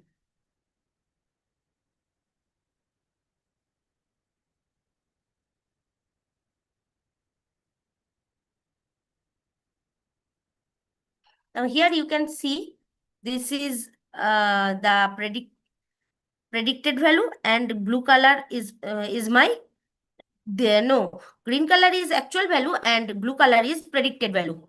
And you can see it is overlapping, nearly means it's going same. So we can tell that our model is performing well. So we are getting good result. So now if you have your original data, you also use this original data here you can use, and you can see how your model is actually working. So now here also we can tell that our linear regression, this model is working good.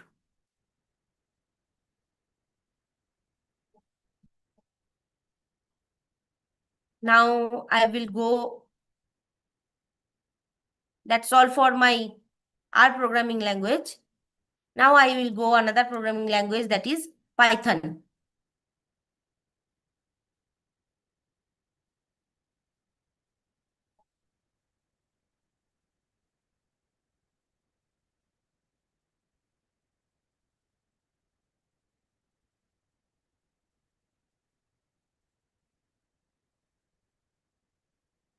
Now, what is Python?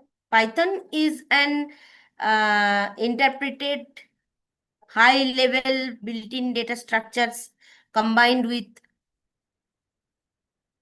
dynamic typing and dynamic binding that make it very attractive for rapid application development, as well as for use as a scripting or glue language to connect existing components together.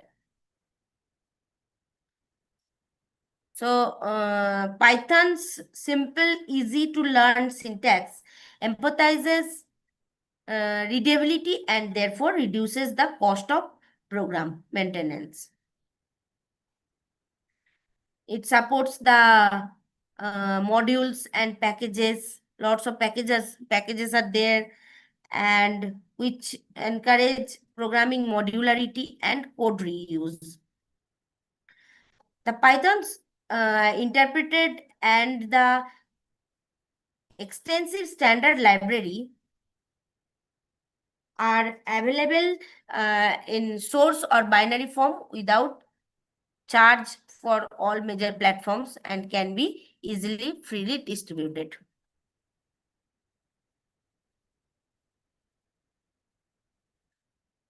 So I've already told you some features about Python. There are also it has easier and read syntax. It is white space for indentation. It is used for white space for indentation. It's free of cost.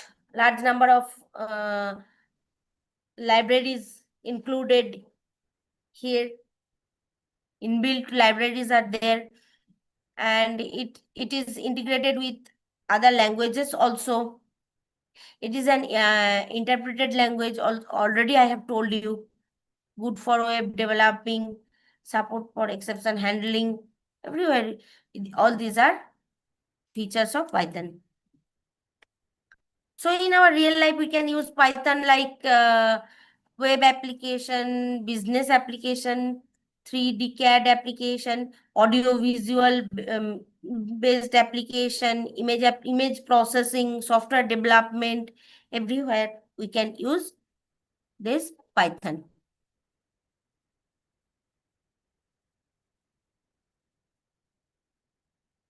Now today for Python, I will use Anaconda Navigator. This is my Anaconda Navigator. You can download from Google Anaconda Navigator, and from here, I will go to my Jupyter Notebook. I have already launched Jupyter Notebook, and I will use this one to show how it works. I have already written some of my codes, and I will show.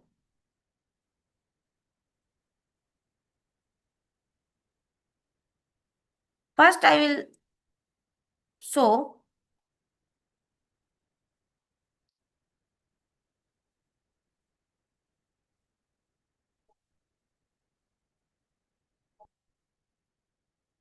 KNN algorithm. I have written my KNN algorithm, so I'll show how KNN algorithm works in Python. For that,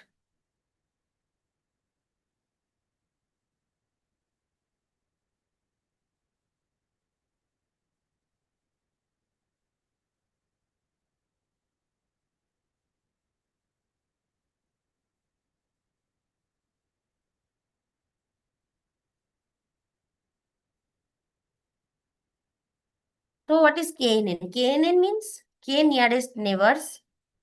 That is one of the simplest supervised machine learning algorithm that is mostly used for classification data point based on how its neighbors are classified.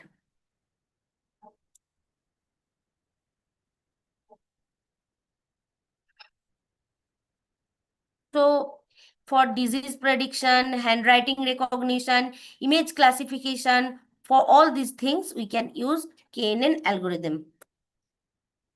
How KNN works? Actually, I have two categories of data here. This is green color category A, there are green color data, and in category B, there are blue color data. So my new data point is blue. We have to take it out that what color will it be, green or blue. Then how it works, KNN algorithm means if I take 3 color from green, 3 point from green color and 2 point from blue color, then obviously we can tell our new data point will be of green color. But if we take 4 from here or 2 from here, then we can tell our new data will be of blue color. Like this, this KNN algorithm works. Actually, our class is totally depends on the nearest parameters. K means this new point K will be decided by trial and error method. As bias and variances both decreases, at that point our K will be our K value.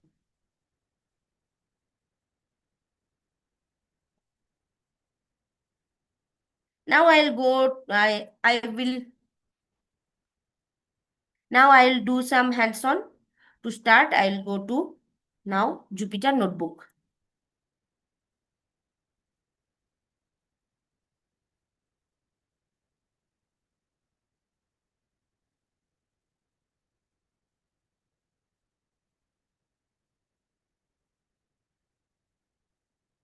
I have written some codes here, which is based on example available on open source here.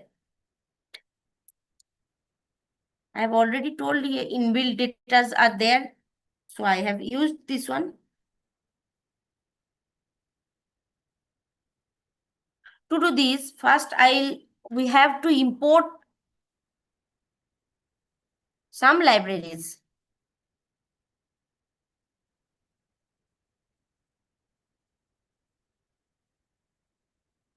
So we should first import pandas, seaborn, matplotlib, numpy.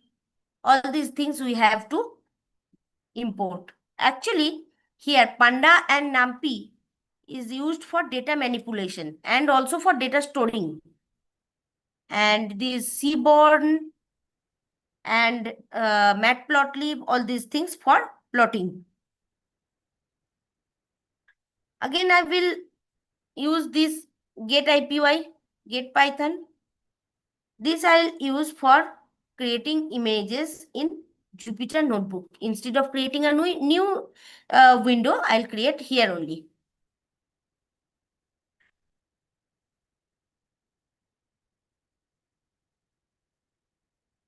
Now, first we will import some breast cancer data set, which is available in sklearn dataset. First, we will import this one, this data, breast cancer data.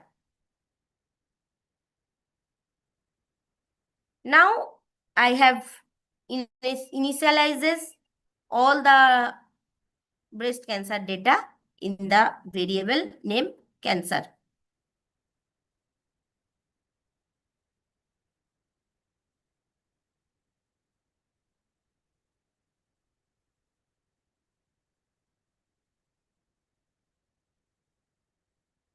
Now, we will look actually at what the data is.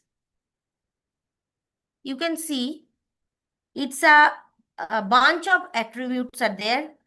That is data, target, frame, target names, description, features names, files, data modules. All these attributes are there.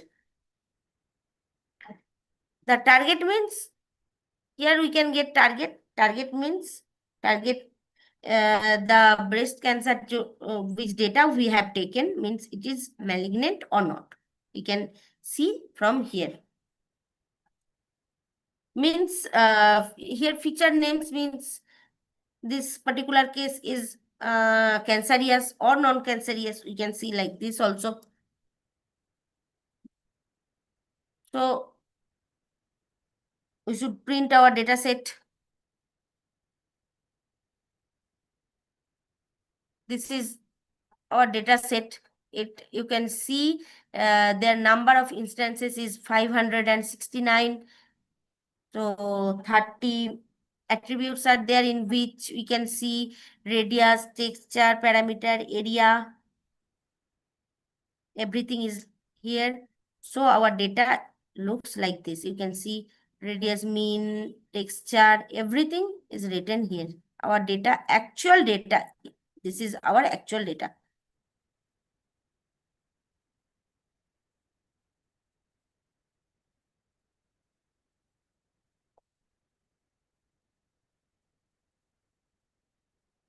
Now look other features also. Here you can see, I have already shown you. Here you can also see mean radius, mean structure, mean parameter, all other features are also here. Now let's set up data frame.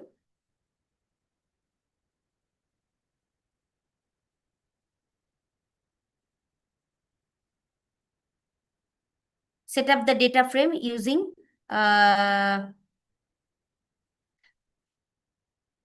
we are using Panda here. And here you can see all the data are here, means 569 data I have shown you and I have talked to you previously that all the data are here.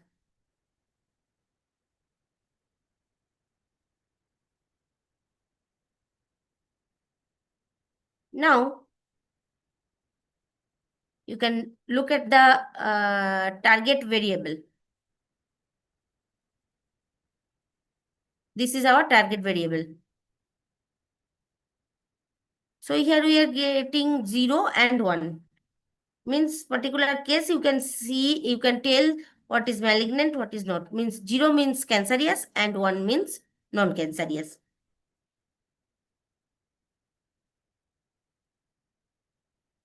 Now we can convert our target variable into the data frame actually. Now we can see the couple of example how our data point looks like. You can see this is our data point. In every row there are every features, you can see all the features are there in the every row.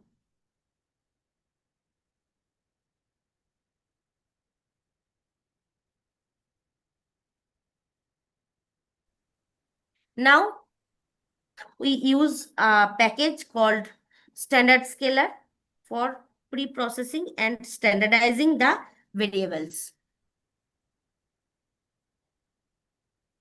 And I have initiated this standard scalar value in another variable name scalar. And I have fitted the data in the scalar.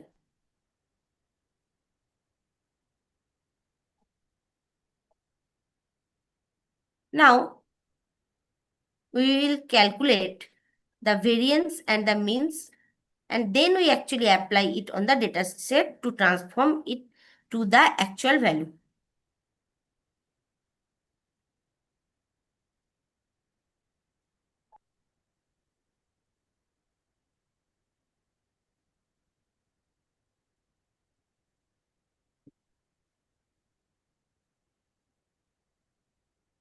Now you can see the couple of example of our scale value. Here you can see all the values are between of -1 and +1. Means we can say that all the values are standardized.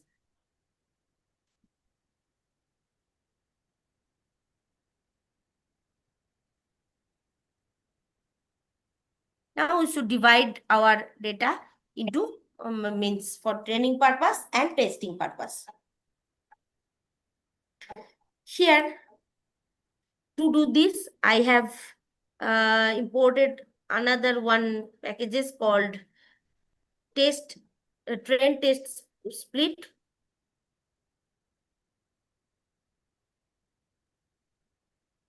And I have splitted the data 70% and 30%. Test size is 30%, means training size is 70%.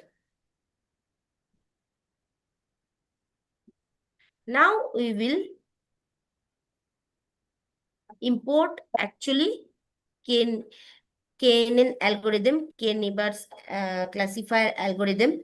That is our actual algorithm. Create registration form. Then. അങ്ങനെ തന്നെ എന്നിട്ട് register ചെയ്യാം കേട്ടോ.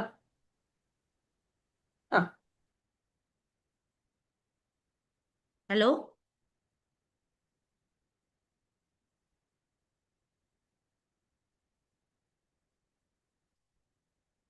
Have you any problem?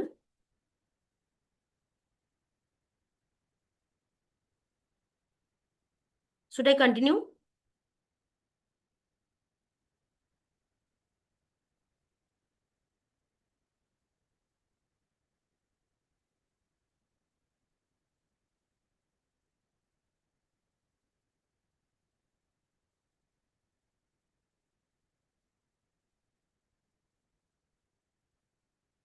So I have initiated my actual classifier, KNN classifier, in the name of KNN. And I have fitted the value.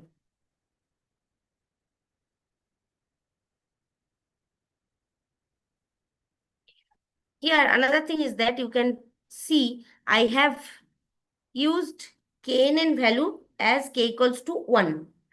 For now, I am taking k equals to 1, and afterwards I will change the k value and I will show you how the result changes. Now, I will try to predict output.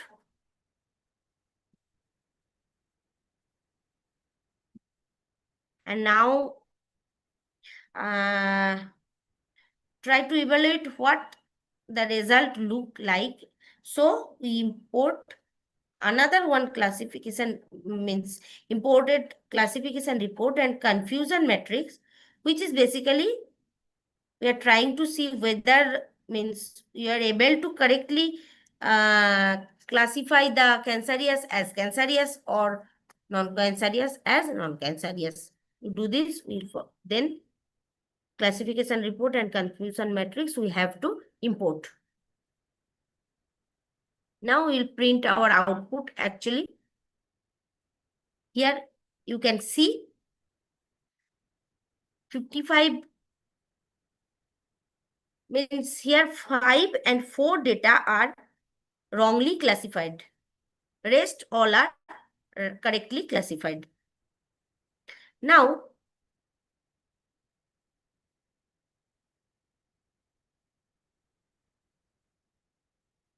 look at the accuracy of the result, means how accuracy you can see. Our accuracy is quite high. So with k equals to 1, we have got already a good result. Now we should change k value and we should change by trial and error method, and we will see how our accuracy changes. So we'll give first, we plot the trial and error method, means k between, means k will be from 1 to 40 I'm giving, and I'll see the error, means how the error is decreasing, increasing, we can see. And somewhere around, means you can see, I'll show you. I have given now here in this plot, k I have given 0 to 40. So here you can see error is decreasing. K value is increasing and error is decreasing.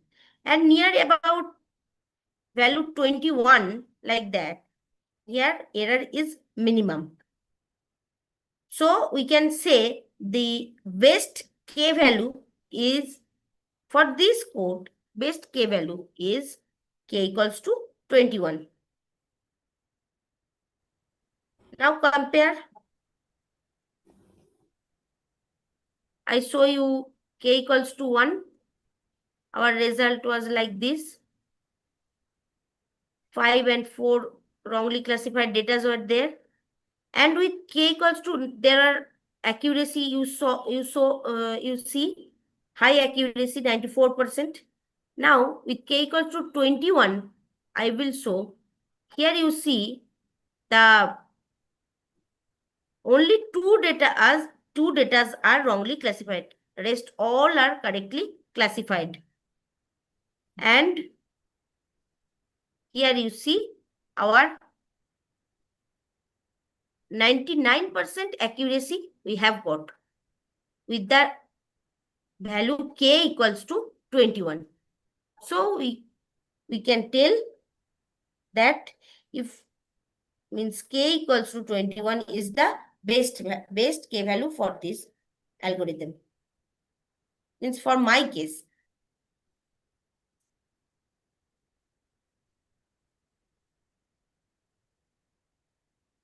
Next.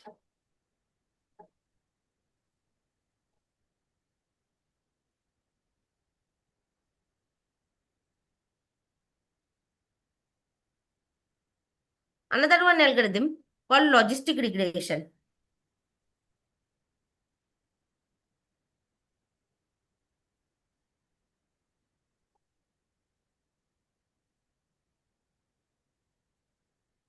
Logistic regression is an example of supervised learning used to calculate or predict the probability of a binary, means yes or no, binary event, means yes or no. In real life, if an incoming email is spam or not, or a credit card transaction is fraud or not fraud, we can detect all these things using logistic regression. Good So how, afternoon. so how logistic regression works? It is actually a probability calculation. So we have to set one threshold value. So we can tell that greater than threshold considered as 1 and less than threshold considered as 0.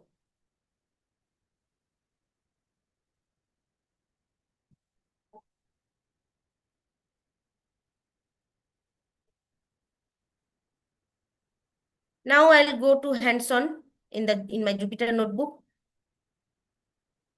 For this also, I have to import some packages,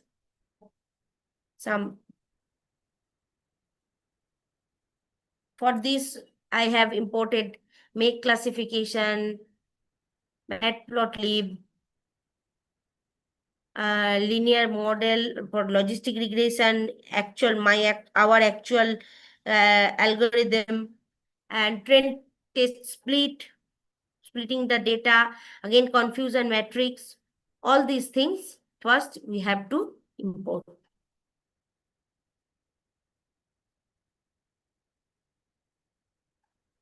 Now, to do this algorithm here, I will generate some data set here. Here I have generated X and Y values. Here means X, Y as I have used as it is a categorical, which is a binary data. Y is a binary data. And I have kept my sample value to 100. And it can, means you can change as you wish. It can be 200 or more. You can use like that also. Now I'll show the X value and Y value. X value is looking like this. You can see this is my X value. And Y is a binary. I told you previously, Y is a binary data. So it looks like this.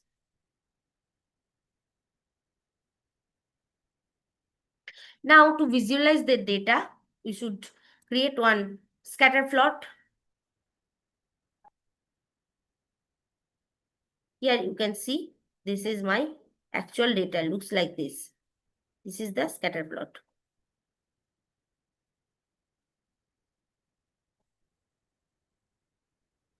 Now split the data set, training and testing purpose.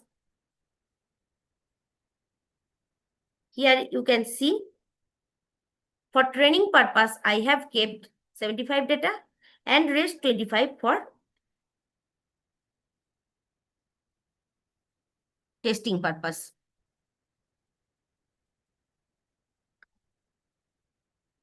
Now perform the logistic regression by our actual algorithm.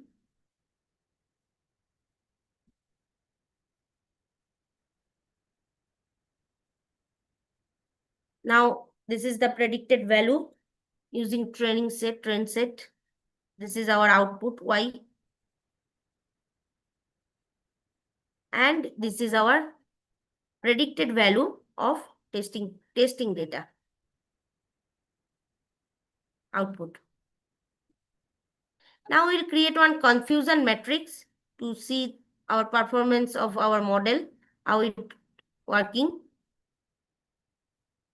You can see for better result, I am using confusion matrix. You can see 11 and 10 data are correctly classified, and both the cases 2 are wrongly classified. So you can say in this case also my model is performing very good.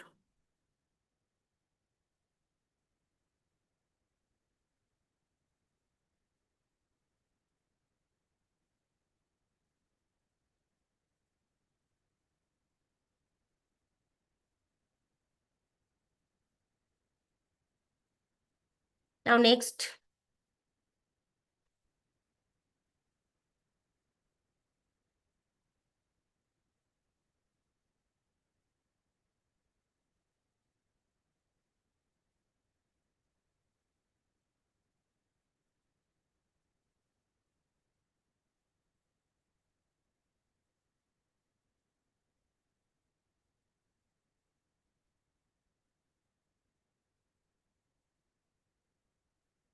another one next algorithm is random forest. Random forest is also a popular machine learning technique used in regression and classification both. We know I have already shown you the decision tree algorithm in R. So then you can ask me why you should use random forest. Actually, decision trees are highly sensitive to the training data I told you that time, which could result in high variances.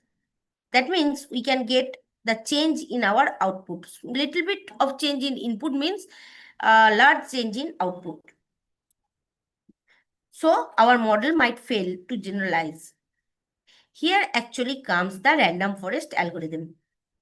It is the collection, actually random forest is the collection of multiple random decision trees, and it is much less sensitive to the training data also. As we are using multiple trees, so the name is name forest. And why it is called then random? Here actually we'll use two random process, bootstrapping and random feature selection. Bootstrapping ensures actually that we are not using the same data for every time, means for every tree. So we can say it helps our model to be less sensitive. And random feature selection helps to reduce the correlation between the trees.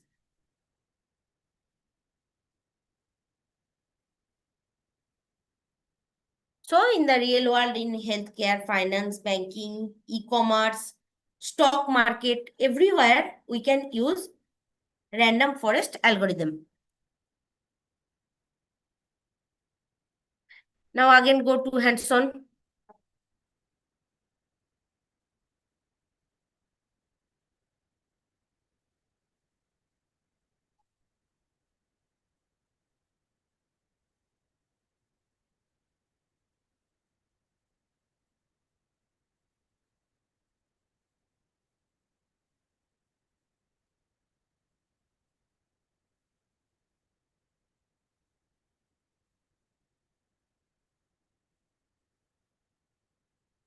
Here,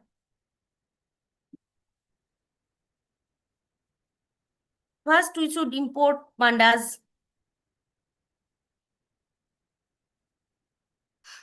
And now I'm going to use sklearn digits dataset to make a classification using random forest.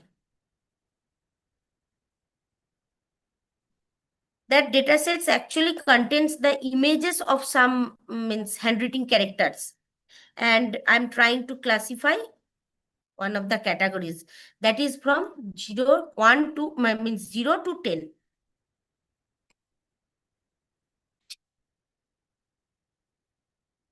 Now I'll import my dataset and I have initiated it as a variable name digits.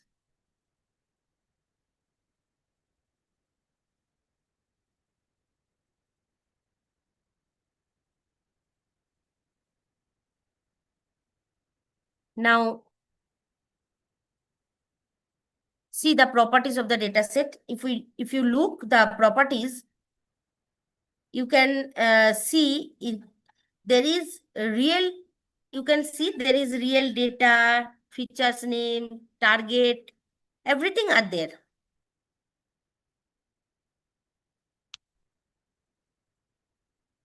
Now import matplotlib for plotting purpose, and I am taking here I in range of 4 to show you how means my character looks like.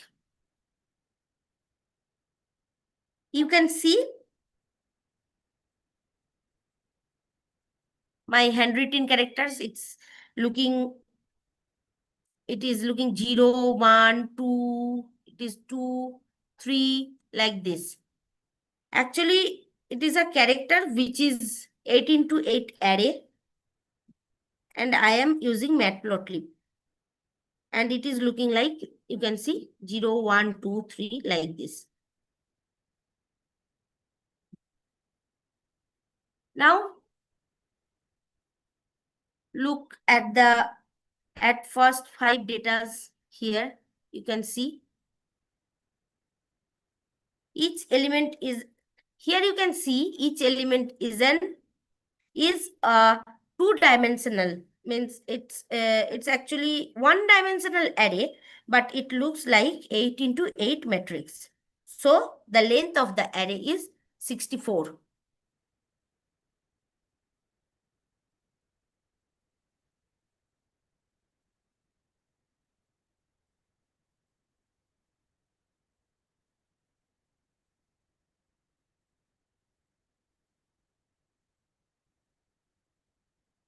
Now create the actual data frame.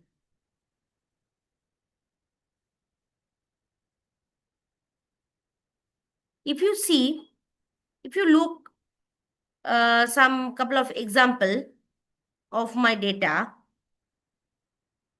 you can see it is nothing but 64 integers.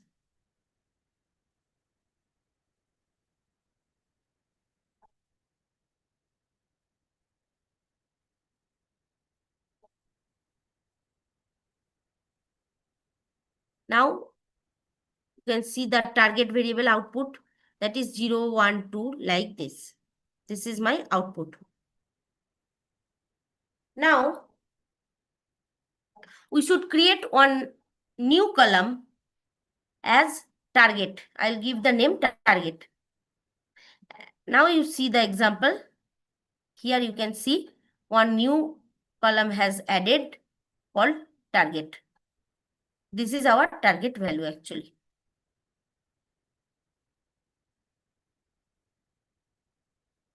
Now we should split the data set for training and testing purpose. For that, I have already imported train test split, and I have splitted my data as 80% and 20%. 20% for test size, and for training purpose, I have kept 80%. Now you can see the size of my training data. It is 1437, and For training purpose, I have kept 360 data. Now, I will import my actual classifier, that is random forest classifier. I have imported and I have given initial it as a variable called model, and I fitted my data here.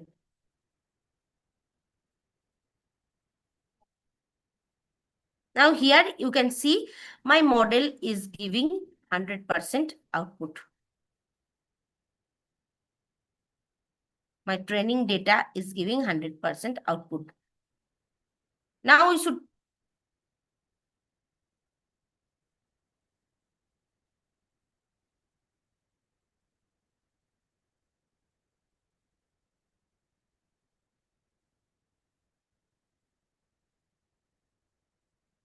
another one, I forgot to tell you, I have here uses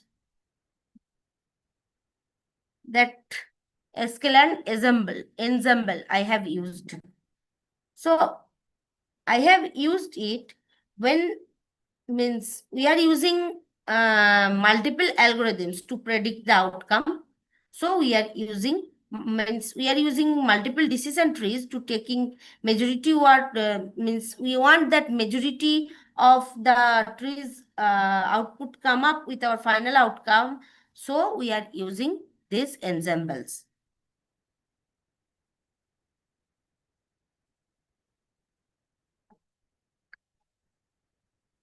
Now you should try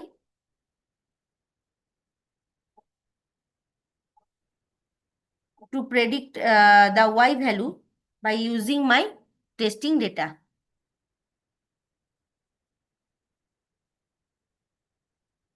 And I will again import confusion matrix, and I'll show you how my outcome is looking like.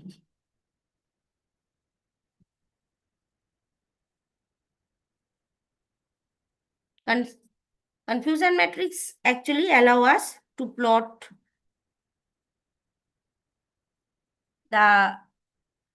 here I'll show you.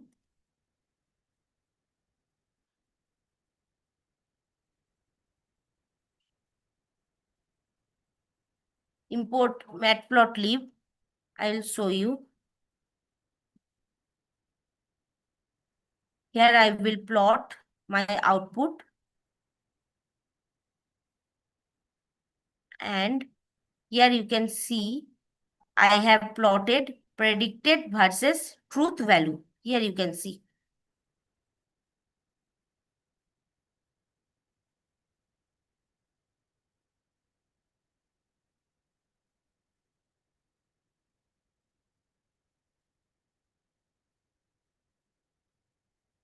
Here you can see I am getting 95% accurate value. And to understand better with the confusion matrix, you can see here the x-axis is predicted and y-axis is my truth value. So here you can see 29 times truth was 0 and our model is predicted as 0.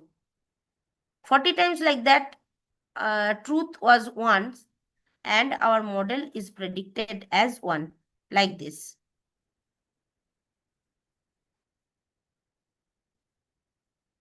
Here you can see 36 times truth was 9 and model predicted as 9.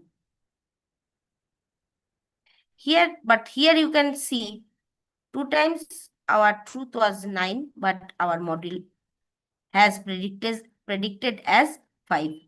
This is the error we got, but our model is giving 95% accurate result. So we can tell that our model is performing good. Its accuracy level is high.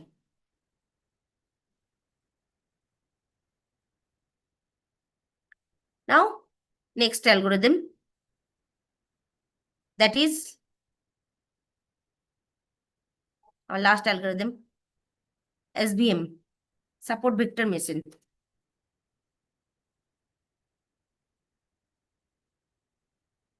It is also a powerful machine learning algorithm, and it is used for linear and non-linear classification, regression, even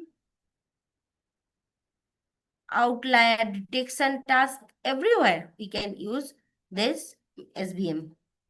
SVM can be used for a variety of tasks such as text classification, image classification, spam detection, and handwritten indentation, face detection. Everywhere we can use this SVM. SVM algorithms are very effective as we try to find the maximum scripting hyperplane between the different classes available in the target feature. It has adaptable and efficient in the variety of applications because they can manage high dimensional data and nonlinear relationship. Means SVM is relatively more efficient, you can tell. So in the real world, I have already told you face detection, speech detection, everywhere, many other places we can use this SVM. Now go to hands-on.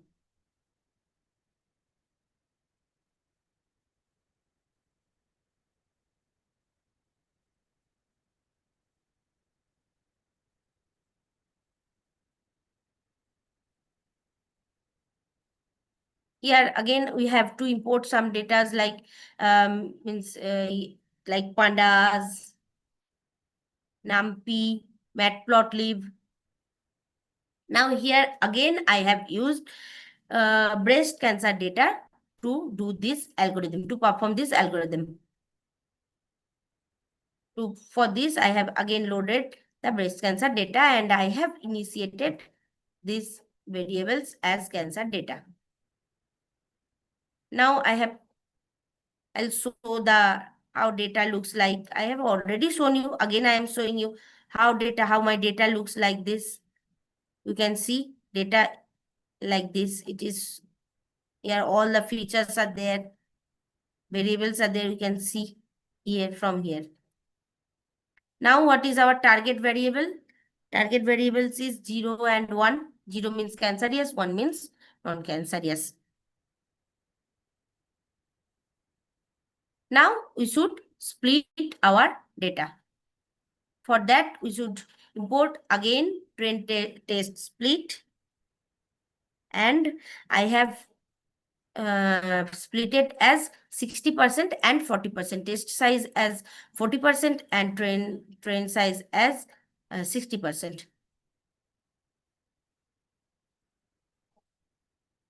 Now, again, our main algorithm, that is we are doing SVM. We should import this one. And generate the model classifier. Now we should train our model and fit the model.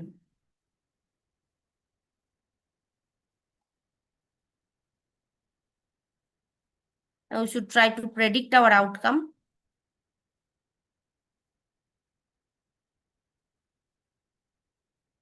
From there, we should print our accuracy. You can see our accuracy is 92%. Again, we can print the precision. That is also 92%. You can see here. We should recall. Here you can see our output is 94%. So you should get the classification report. You can see all the classification report together here. precision 91%, you can see all the result is here.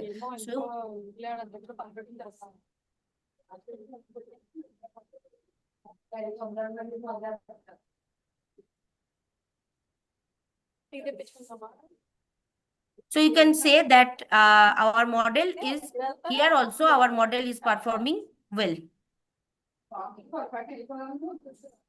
Now next, another one new topic.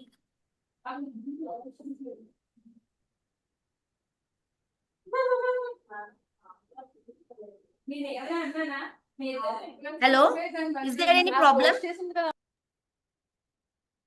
No, ma'am.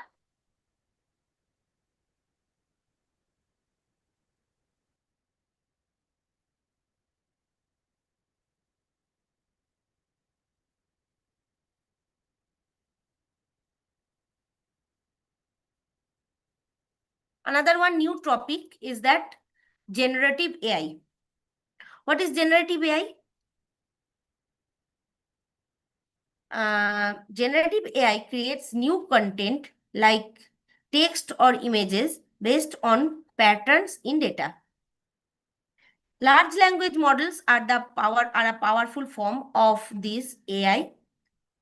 Means generating human-like text, while small language models focus on the specialized task with less data. Retrieval augmented generation enhances these models by pulling in external information for more accurate result.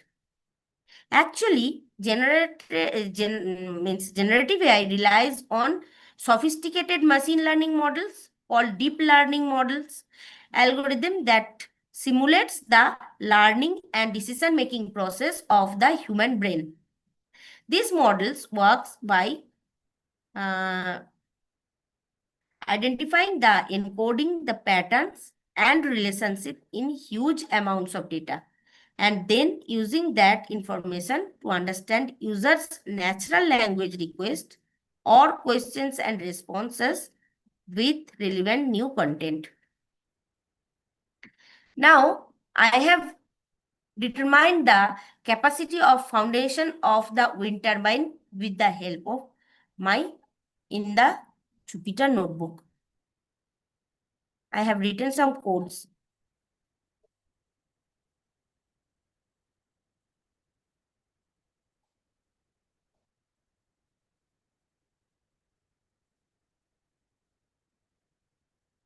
This is my generative AI that I have determined the capacity of the foundation of wind turbine.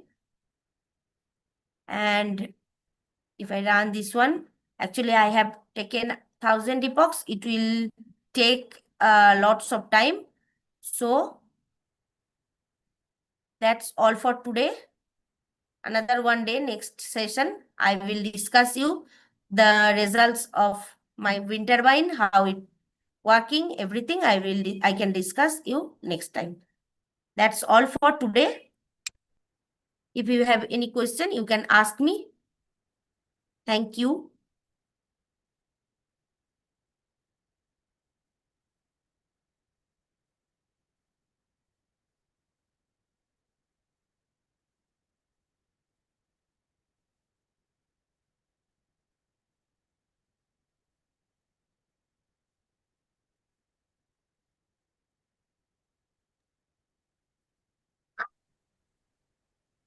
Does the participants have any questions?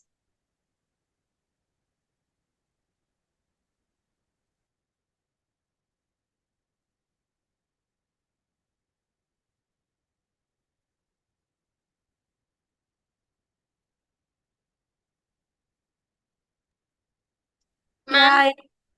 Hello.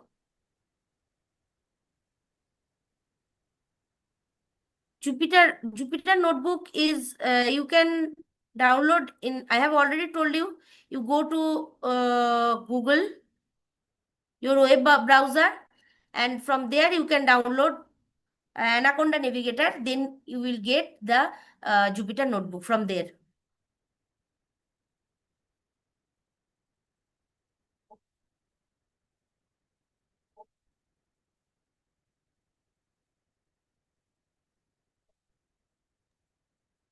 Any other questions?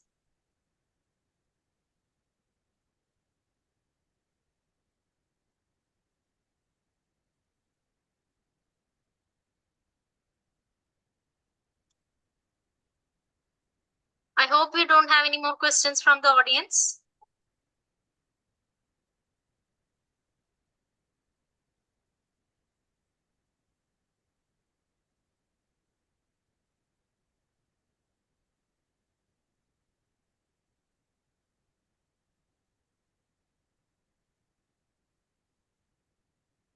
Okay. Now I invite Ms. Neeraja PG, Assistant Professor, Jyothi Engineering College, Department of Civil Engineering, to deliver the vote of thanks. Good afternoon, all. On behalf of the Department of Civil Engineering at Jyothi Engineering College, I extend our heartfelt gratitude as we conclude today's online faculty development program on innovations in civil engineering, integrating geospatial technology, structural monitoring, AI, and sustainability. We extend our heartfelt gratitude to our esteemed resource person, Dr. Piyush Sir, for his enlightening session on the future of prospect of artificial intelligence in civil engineering. His comprehensive presentation shed light on AI application in the area as railway embankments, probability assessment of liquefaction using CPT data, energy piles, and other emerging domains. Thank you, sir, for your gracious presence and inspiring insight, which have set a motivating tone for this FDP. We also sincerely thanks Ms. Rituparna Samoi ma'am for her valuable session on R programming and Python programming language, offering participants a clear understanding of their application in engineering and research. We are also grateful to our management, principal sir, for their unwavering support, ensuring that this program could be realized. A special thanks to our head of department, Dr. Alvin Verghese, whose constant guidance and support have been pivotal for bringing initiative to fruition. To our technical team and civil engineering faculty members of Jyothi, thank you for all behind the scenes effort setting up the platform, managing connectivity, and ensuring smooth transition throughout. And to all participants, thank you for joining us today. Finally, we express our collective anticipation for the session ahead.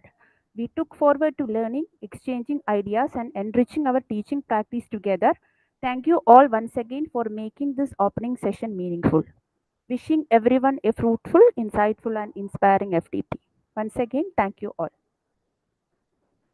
Participants may please leave the platform now. We'll meet again tomorrow with yet another interesting session. Thank you all.